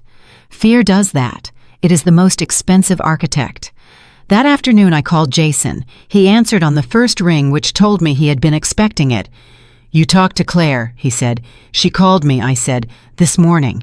I hope she okay?" "She was honest," I said, which I think was hard for her. He exhaled. "Yeah." A long pause. "Mom, I need to ask you something." "Ask." "Do you think I'm doing the right thing?" I thought about this carefully. Not because the answer was unclear to me, but because the way I said it mattered.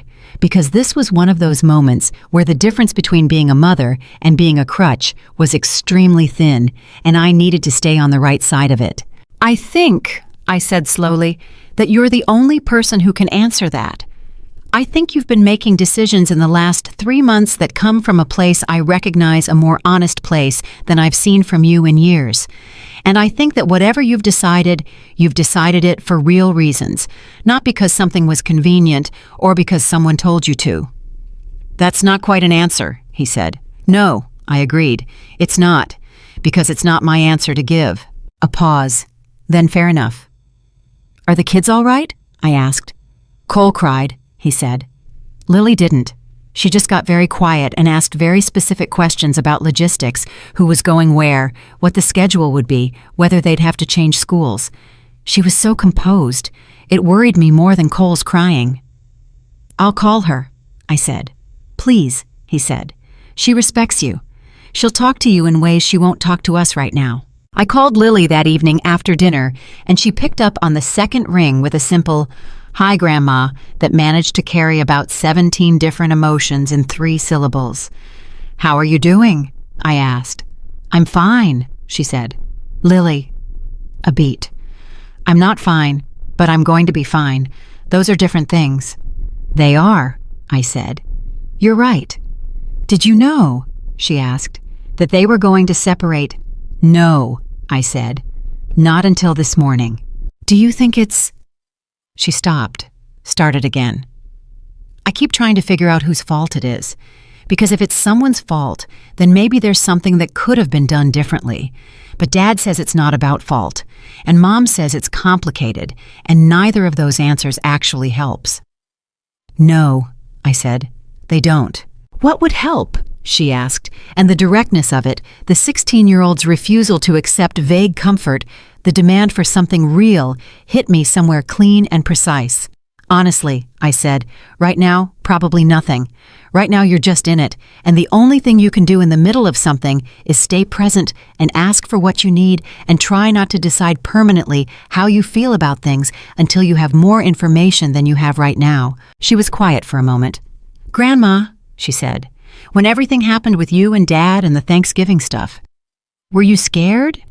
I thought about sitting on the edge of a bathtub with my hands pressed against my thighs, about driving home through cold rain with a decision forming that I hadn't asked for and couldn't avoid. "Yes," I said. "I was scared." "What did you do with the scared?" "I made a list," I said. She laughed, a real one, sudden and surprised. "You made a list?" "I'm a hospital administrator," I said. "When I don't know what to do, I document what I know. It organizes the fear into something I can look at." "That's actually kind of genius," she said. "Or deeply boring," I said, "depending on how you look at it." "Both," she decided. "Both at the same time." We talked for another 20 minutes, and by the end of it, her voice had lost some of its careful architectural quality and had become something more like itself, younger, less managed. When she said goodnight, she said it the way she had said it when she was 12, quick and warm and without ceremony. I sat for a moment after she hung up. Then I went and looked at the bowl on my windowsill. Still there, still leaning slightly to the left, still holding. The weeks that followed had a different texture from anything that had come before, not the sharp electric texture of crisis, but something slower and stranger, the texture of aftermath, of people rearranging themselves in the space left by a decision. Jason found an apartment in mid-March, not far from the house, close enough for the kids, which was the first thing he said when he told me. He said it almost defensively, as if he expected me to have an opinion, and I told him that it sounded right and left it there. He called more often after that. Not always about anything specific. Sometimes he called while walking between his car and his apartment, and we talked about nothing in particular for 10 or 15 minutes. A habit that reminded me of something, and it took me 2 or 3 such calls to identify what it reminded me of when he was in college, when he would call from his dorm room in the evenings, not because anything was wrong, but because he wanted to hear a familiar voice. I had forgotten he used to do that. I was glad it was coming back. Dorothy at pottery class in the 3rd week of March looked at the piece I was working on, a small vase, my most ambitious project yet, and said, "You've gotten better." "I've been practicing," I said. "No," she said. "It's not just practice. You're less tense." She tilted her head, studying the vase. "When you started, you were holding everything very tight. Now you're letting it be what it wants to be." I looked at the vase, at the way my hands rested on it rather than gripped it. "A lot has happened since January," I said. "A lot happens," Dorothy said. "The question is whether it happens to you or through you." I looked at her. "My husband used to say that," she said matter-of-factly. "He died 11 years ago, and I still think of things to tell him about twice a week. That's one of them." "He sounds like he was worth missing," I said. "Every day," she said. "Every single day."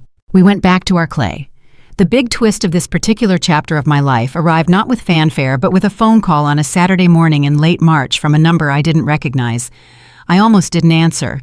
I have become in recent months a woman who is more deliberate about what she answers, not suspicious exactly, but attentive, present, no longer reflexively available to whatever arrives. But something made me pick up. Eleanor Whitmore. A woman's voice. professional measured the voice of someone accustomed to making phone calls that matter. "Yes," I said. "My name is Susan Alcott. I'm an attorney with Alcott & Green in Nashville. I'm calling because I've been retained by a client named Patricia Howe, and she asked me to reach out to you." I searched my memory. Patricia Howe. I knew two Patricias, and neither of them had the last name Howe. "I'm sorry, I don't think I know a Patricia Howe." "She was a patient at Mercy General Hospital," the woman said, "about 15 years ago. She says you were the administrator who helped her navigate a billing dispute when she was uninsured. She's been trying to locate you for several months." I set down my coffee cup. 15 years ago, Mercy General. I had handled dozens, maybe hundreds of billing disputes over my career. It was one of the less celebrated but more genuinely consequential parts of hospital administration, the work of making sure that people who fell through the cracks of the insurance system didn't also fall through the cracks of basic human dignity. "I don't remember a specific case by that name," I said, "but I handled a lot of those situations." "She remembers you very specifically," Susan Alcott said. "She described you as the woman who sat with her for 2 hours in a small office and went through every line of her bill and reduced it by 60%, and then helped her set up a payment plan and never once made her feel like a burden." A pause. "She says you changed the course of her life, that she was considering not getting future medical care because she was afraid of the debt, and that what you did for her changed that." I was very still. "Why is she contacting me now?" I asked. "Ms. Howe has done quite well for herself in the years since," Susan said. "She built a home health care company from the ground up. It's now one of the larger regional providers in the state. She recently established a foundation focused on healthcare access and financial literacy for uninsured and underinsured patients." Another pause. "She's looking for someone to help run it, someone who understands the work from the inside. When she started thinking about who that person should be, your name was the one she kept coming back to." I sat with this for a moment. "I'm 68 years old," I said. "I know," Susan said. "Ms. Howe is 63. She considers that a qualification rather than a concern." A slight warmth entered the professional voice. She said, and I'm quoting directly, that she needs someone who has been in the room and understands that the people on the other side of the desk are not cases, they're people. I looked at the bowl on my windowsill, at the vase still on the table from this morning's practice, at my kitchen, which had been the site of more genuine living in the past 4 months than in the previous several years. "I'd be interested in a conversation," I said. "Wonderful," Susan said. "I'll have Ms. Howe's office reach out to schedule a time."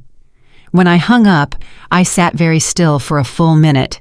Then I laughed. The real kind. The Dorothy kind, unguarded, surprised, slightly disbelieving. Because here was the thing about the life I had spent 15 years restructuring around everyone else's needs. It had made me invisible in one direction while making me indelible in another. The people who had taken me for granted had forgotten to see me, but somewhere out there, a woman named Patricia Howe had spent 15 years remembering a hospital administrator who had sat with her for 2 hours and gone through every line of a bill and never once made her feel like a burden. The people who treat you like a resource remember you as a number. The people you treat like people remember you as a person. I called Dorothy. She picked up immediately. "Eleanor, are you busy?" "I'm never busy on Saturdays. What happened?" I told her. All of it, from Susan Alcott's professional voice to the description of the foundation to the invitation to a conversation. Dorothy was quiet for a moment after I finished. Then she said, "Of course." "Of course," I said. "Of course this is what happens," she said. "When you stop spending all your energy being what everyone else needs you to be, Eleanor, there's suddenly room for what you're actually supposed to be doing." A pause.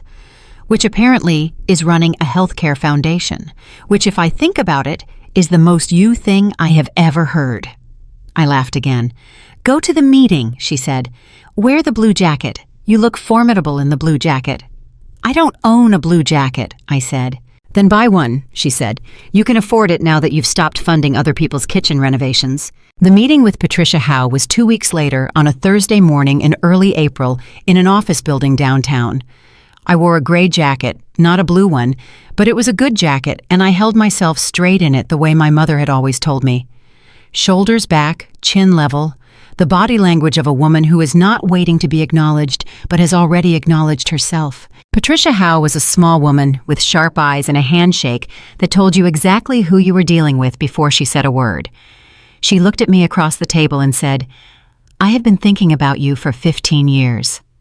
I'm glad you found me," I said. "Tell me what you've been doing since Mercy General," she said. I told her.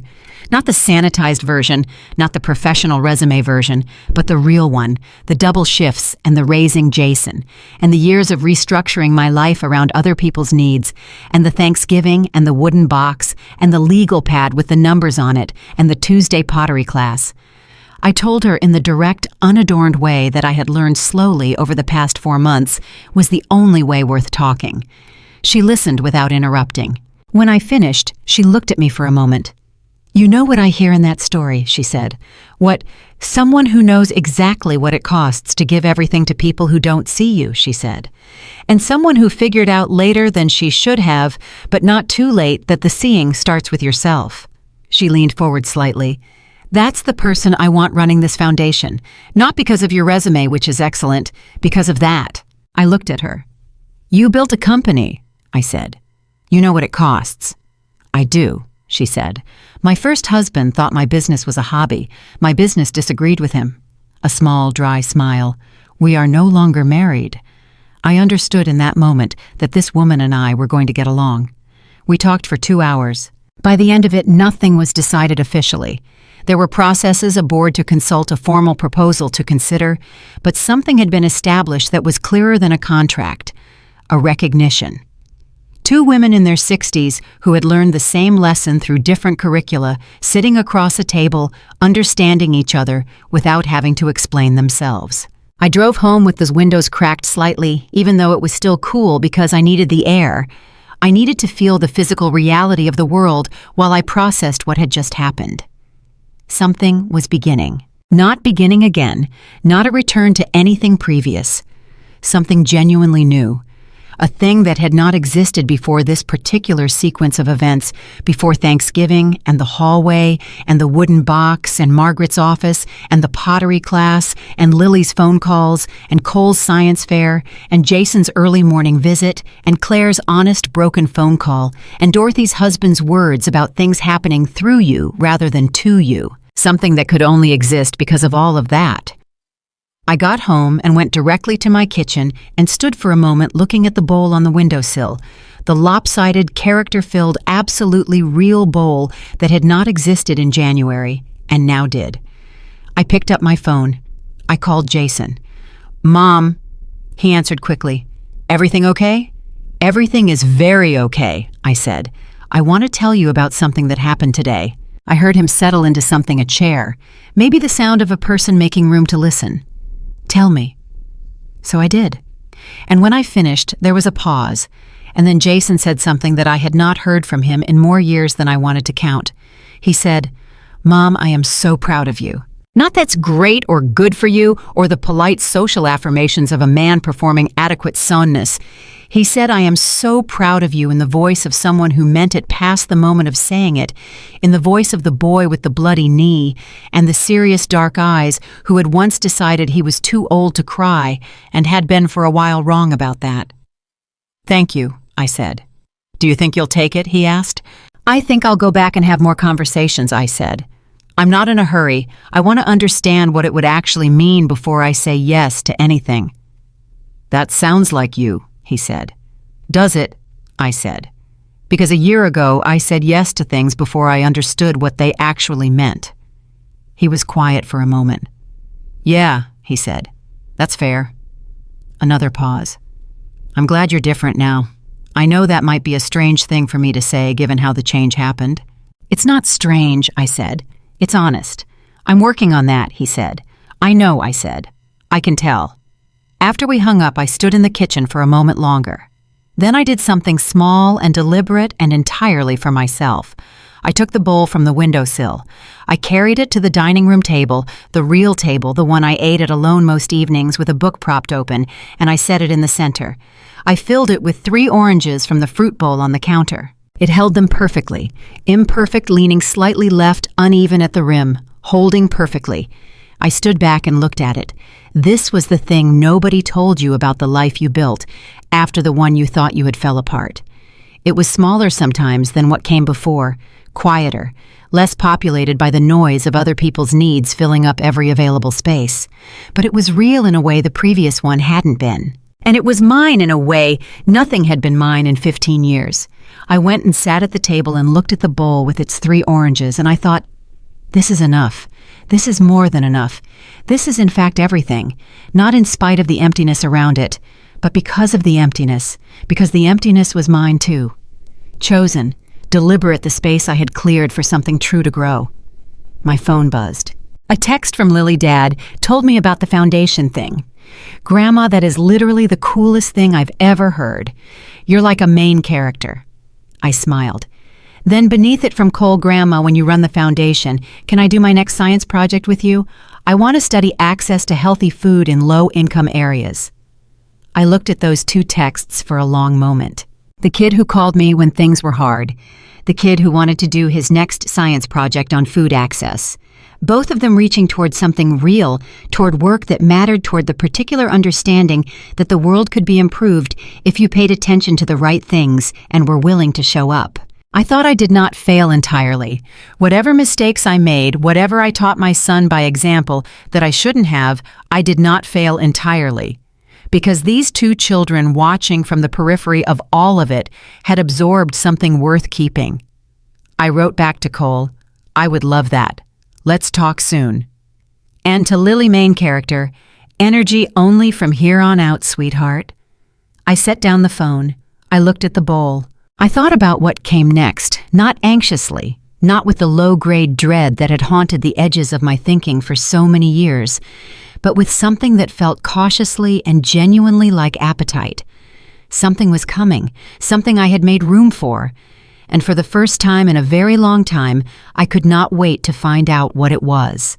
The foundation board said yes on a Thursday morning in April, 3 weeks after my first meeting with Patricia Howe, and I found out via a phone call from Susan Alcott at precisely 8:47 in the morning while I was standing at my kitchen counter waiting for the coffee to finish brewing. The board voted unanimously, Susan said.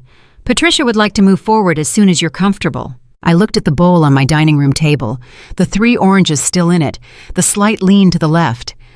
Tell her I'm comfortable now, I said. I hung up and poured my coffee and stood there for a moment in the particular silence of a life that has just shifted into something new. And I thought about the woman who had driven home through cold Tennessee rain on Thanksgiving night, with a decision forming that she hadn't asked for, about the legal pad and the wooden box and the chair by the kitchen door, about how far that woman had traveled in 5 months. Then I called Dorothy. She answered mid-first ring, which meant she had been holding the phone. Well, she said, they said yes. Her sound, not quite a shout, not quite a laugh, something joyful that existed between the 2, filled my kitchen like weather. The blue jacket, she said immediately. First day, non-negotiable. I told you I don't own a blue jacket. Then today is the day you fix that, Eleanor. I bought the jacket that afternoon. Navy, actually not quite blue, with a clean line and good buttons, and the particular quality of a garment that means business without announcing it. I tried it on in the dressing room of a department store I hadn't been inside in 3 years, and looked at myself in the mirror and thought, yes, that's the right person for this jacket. I wore it home and hung it on the back of my bedroom door where I could see it from the bed. The foundation was called the Howe Access Initiative, and its mandate was exactly what Patricia had described: healthcare access and financial literacy for uninsured and underinsured patients across the state of Tennessee. There were 4 full-time staff already in place, 2 part-time consultants, a board of 9, and a budget that was modest but real and growing. My role was Director of Patient Advocacy and Programs, which was a title that meant in practice exactly what I had been doing at Mercy General for 22 years, sitting across from people who had fallen through the cracks and making sure they understood their options and felt for the duration of that conversation like human beings rather than line items. Except now there was structure around it, funding, a team, Patricia's extraordinary logistical mind building, the infrastructure while I worked the human side of it. We were, as she put it, at our first real working meeting in late April, extremely different people who were entirely complementary. "You make people feel seen," she said. "I make systems that reach them. We need both." "We do," I agreed. "Don't let me make it too efficient," she said, which surprised me. "Sometimes I optimize the humanity out of things. Tell me when I'm doing that." "I will," I said, and I meant it. Patricia Howe turned out to be one of the most interesting people I had encountered in decades. She was direct in the way that people who have built things from nothing are direct, not unkindly, but without patience for circumlocution, because she had learned through experience that the shortest distance between a problem and a solution was honesty, and that anything else was just delay dressed up as politeness. She also had a laugh that arrived without warning and transformed her entire face. And she made excellent coffee, and she had strong opinions about everything, from hospital billing software to the correct way to structure a board meeting, and being in a room with her felt consistently like being fully awake. I had not felt fully awake in a very long time. By the middle of May, I had a routine again. Monday, Wednesday, Friday at the foundation office, Tuesday morning pottery class, which I maintained with a commitment that surprised even me. It had become the fixed point around which the week organized itself, the 2 hours in which I was allowed to make something imperfect without consequences. Thursday, for errands appointments, the ordinary maintenance of a life. And the weekends, which I kept deliberately loose, deliberately available, not for crises or emergencies or other people's needs, but for whatever presented itself. Often what presented itself was Lily. She had begun driving herself to my house on Saturday morning sometime in March. Not always, not every week, but often enough to become a pattern. She would arrive around 10, and we would drink tea and talk, and the conversations ranged widely and unpredictably in the way that conversations with teenagers do when they actually trust you, from her parents' separation to her college application, anxieties to a boy at school. She couldn't decide how she felt about a documentary she'd watched about climate change that had made her angry in a productive way to one Saturday in May, a question she led up to so carefully that I knew it had been sitting with her for weeks. "Grandma," she said, setting down her mug, "can I ask you something that might be uncomfortable?" "Yes," I said. "Do you regret it? All the years of giving everything to people who didn't appreciate it?" She paused. "Because sometimes when I think about it, I get so angry on your behalf. And I want to know if you're angry too, or if you've found some way to not be, and if so, how?" I sat with that question. It deserved a real answer, not a comfortable one. "I was angry," I said, "for a while. Not the hot kind, the cold kind. The kind that sits in your chest very quietly and makes everything feel a little smaller than it should." I looked at her. But anger at circumstances is only useful for as long as it takes you to figure out what to do next. After that, it's just wait. "So you just let it go?" She sounded skeptical. "That sounds like the kind of thing people say without meaning." "No," I said. "I didn't let it go. I put it down. Those are different. Letting go means pretending it wasn't heavy. Putting it down means acknowledging the weight and choosing not to carry it anymore because it's slowing you down and you have somewhere to be." She looked at me for a long moment. "That's actually helpful," she said. "That's not a platitude." "I'm too old for platitudes," I said. She smiled. It was her real smile, not the composed architectural smile she wore at school and sometimes at home, but the unguarded one, the one that made her look exactly like Jason at 7 years old. "Can I tell you something?" "Always," I said. "I've been writing," she said. "Like writing. Not for school. Stories. About I don't know about people figuring things out. And I showed one to my English teacher, and she said I should think about it seriously. And I didn't tell Mom or Dad yet, because I was afraid they'd say it wasn't practical." I looked at my granddaughter, 16 years old, holding this small, serious thing she had made out of words, testing the air around her before she opened her hands. "It's practical if it's yours," I said. She blinked. "What does that mean?" "It means the most practical thing a person can do is figure out what they're actually built for and pursue it with intention. Everything else is someone else's plan for your life." I paused. I spent 40 years being practical according to other people's definitions. I'm 68, and I've just started doing work that feels like mine. Don't wait that long, Lily. She picked up her mug, set it down again. I won't, she said quietly, but absolutely.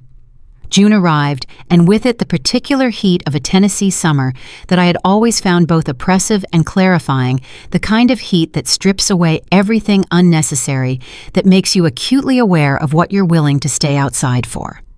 What I was willing to stay outside for, it turned out, was quite a lot. The foundation had its first community outreach event in early June, a Saturday morning at a community center in East Nashville where we had set up stations for free healthcare navigation consultations, insurance literacy workshops, and billing dispute assistance. Patricia had organized the logistics with her customary precision. I had trained the volunteer staff and designed the consultation process. We saw 47 people in 6 hours. 47 people who had fallen through the same cracks I had spent 22 years watching people fall through. A woman in her 50s who had been avoiding a necessary specialist appointment for 2 years because she couldn't understand her insurance policy and was afraid of what the bill would say. A man in his 30s who had a collection notice for a medical bill he had already paid and who didn't know he had the right to dispute it. A young mother with 2 children who had been denied coverage for a medication her daughter needed and who had been told by 3 different people that there was nothing she could do and who had believed them because she was exhausted and overwhelmed and no one had sat down with her long enough to show her the appeal process. I sat with her for 40 minutes. By the end of it, she had a written appeal in her hand, a list of next steps, and the specific phone number of the insurance company representative who handled pediatric medication appeals, which I had found in 45 seconds using a database that our foundation subscribed to and which she would never have known existed on her own. She looked at me when we finished. "Why didn't anyone tell me I could do this?" she said. "Because the system isn't designed to tell you," I said. "That's why we're here." She left with her children and her paperwork, and I watched her go and thought about Patricia Howe at 32, sitting at a kitchen table with an estate letter. About fear as an architect. About all the structures people build on top of not knowing that there is another option. At the end of that Saturday, Patricia found me near the exit. Both of us tired in the specific way that comes from meaningful work rather than obligatory effort. "How do you feel?" she asked. "Like I've been doing this my whole life," I said. "You have been," she said. "Now you're just getting credit for it." It was at the end of June that Jason called me with something I had not expected. He called on a Sunday evening, which had become slowly and without either of us formally deciding it, something like a regular thing. Sunday evenings, usually around 7, sometimes longer, sometimes just 10 minutes, but consistent. The consistency itself was the thing, the quiet weekly evidence that he was showing up, not in crisis, not in need, just showing up. "Mom," he said, "I want to ask you something, and I want you to know that the answer is no, and that's fine. I mean that. The answer can absolutely be no." The elaborate preface made me sit up slightly. "Ask Jason." "Thanksgiving," he said. "It's 5 months away. I know it's a long time and a lot has happened, and I know it's not a simple thing, but I want to host a real dinner. Small, just us. You, me, Lily Cole. Maybe Dorothy if she doesn't have other plans." A pause. "I want to try to do it right this time." I was quiet for a moment. "No, Claire," I asked carefully. We're figuring out the holidays," he said. "She'll have the kids Christmas Eve and Christmas. Thanksgiving is mine." Another pause. "I know what last Thanksgiving was. I know what it cost. I'm not asking you to forget that or pretend it didn't happen. I'm asking you to let me try to replace it with something real." I thought about the chair by the kitchen door, the dry piece of turkey, the personalized napkins with other people's names on them, the sound of Claire's voice, "Waste not, want not." I thought about the bowl with its 3 oranges. "I'll come," I said. I heard him exhale, slow, genuine, the sound of a man who had been holding something carefully for a long time and has just been told he can set it down. "Thank you," he said. "Don't thank me yet," I said. "Make good food." He laughed. "A real one. I've been taking a cooking class," he said. "Did I tell you that?" "You did not tell me that." "Since February," he said, "every other Thursday. I can make a real roast chicken now. I've been practicing." I smiled. "Practice the turkey," I said. "I will," he said. "I absolutely will." After we hung up, I sat for a moment with the phone in my lap and thought about what it meant to let someone try. Not to forget, not to erase the record, but to create enough space alongside the record for something new to be written in it. That was not the same as being naive. It was not the same as the woman who had said, "Don't worry about it," when she should have said, "This is a lone who had made herself inexhaustible by refusing to acknowledge her own exhaustibility." That woman had confused love with self-erasure and had spent 15 years disappearing into the gap between them. This was different. This was a woman who had documentation and legal clarity and a Navy jacket and a foundation directorship and a Tuesday pottery class and a granddaughter who came on Saturday mornings and a 12-year-old who wanted to do his next science project with her, who had, in other words, a life that was fully, unambiguously, her own choosing from that position of fullness to extend something to her son. Not because she needed to, not because she was afraid of what happened if she didn't, not because it was easier than the alternative, because she wanted to, because she believed with evidence now rather than just hope that he was trying. Because love, real love, the kind that runs in both directions, requires someone to move first, and she was no longer afraid to be that person as long as she knew she could also be herself. That was the difference. That was the whole difference. The Foundation's second outreach event was in July, and the third in August, and by September we had a waiting list for our one-on-one consultation sessions, and Patricia was in conversation with 2 hospital systems about a formal partnership, and I had hired a second patient advocate and trained her myself sitting across from her in my office the way I had once sat across from frightened patients in a hospital corridor, going through everything line by line. Her name was Diane, and she was 54, and she had spent 20 years in insurance before the industry had, as she put it, finally worn away the last of her patience for it. She was precise and warm and slightly ferocious when she encountered a billing error, which was exactly the combination required. "You remind me of someone," she told me at the end of her first week. "Who?" I asked. "My mother," she said. "She was a teacher. She had this way of making you feel like the problem in front of you was completely solvable, no matter how big it seemed. Like the fact that it was hard didn't mean it was impossible." "Your mother sounds like a wise woman," I said. "She was," Diane said. "She died 4 years ago, and I still reach for the phone to call her about twice a week." I thought of Dorothy saying the same thing about her husband, about the people we reach for when we need to say something true. "The feeling doesn't go away," I told Diane. "I'm told you just eventually get used to reaching for the phone and finding the memory instead, and that it's not entirely a lesser thing." She looked at me. "That's either very comforting or very sad." "Both," I said. "Both at the same time." October moved through its own particular rhythm. The foundation work, the Tuesday class, the Sunday calls with Jason, the Saturday mornings with Lily, who had submitted her first real piece of writing to a literary magazine for young writers, and was in the specific agony of waiting that all writers know, and that I suspected she would spend a significant portion of her life inside, and that this fact did not particularly distress her. Cole came to visit one Saturday with a notebook full of questions about the Foundation's Food Access Initiative.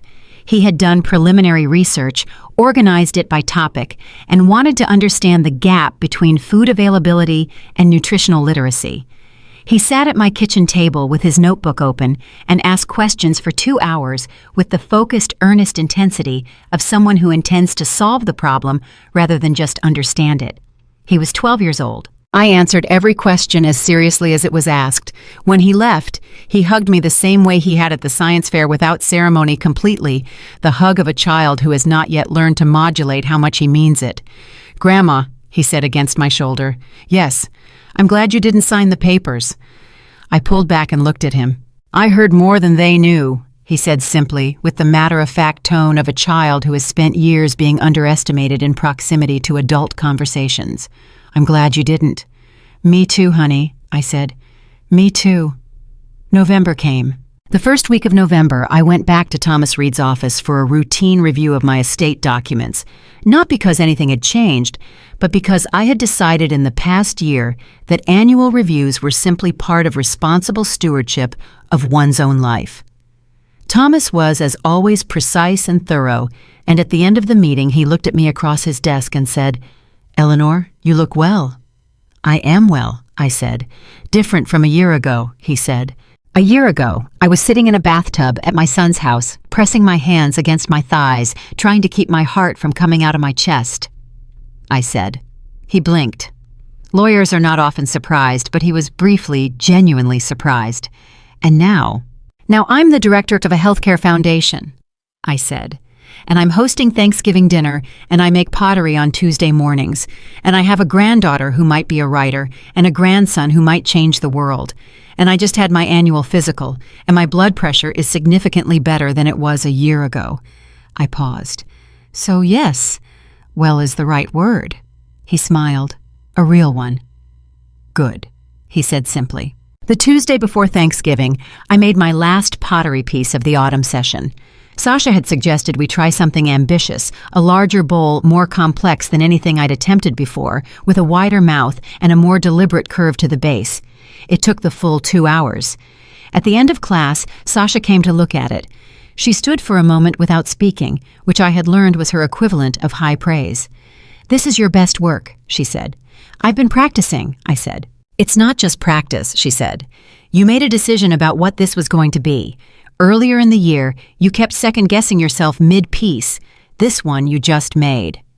I looked at the bowl, the clean line of it, the deliberate curve. Still handmade, still imperfect, in the way that handmade things are always imperfect, but whole, intentional, entirely itself. "I've been practicing that too," I said. Thanksgiving morning arrived cold and clear and bright, the kind of November day that feels like a gift after the gray weeks that preceded it, and I was up at 6 because I'm always up at 6, and because I had a turkey to prepare and a table to set and a day to meet. Jason had offered to host. I had offered instead to cook in my own kitchen at my own table and to have them come to me, and he had said yes immediately without negotiating, which itself felt like evidence of something changed.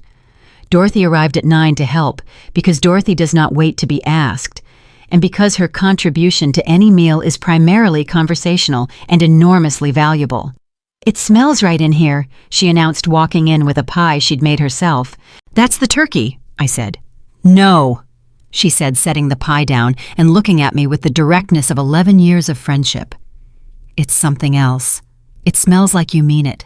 Lily arrived at noon, slightly before Jason and Cole, and walked straight to the kitchen and put on an apron without asking, and started on the potatoes, and for a few minutes it was just the two of us and Dorothy in the kitchen, 3 people who had each in different ways and at different costs learned the same lesson about the difference between the life you're given and the life you choose.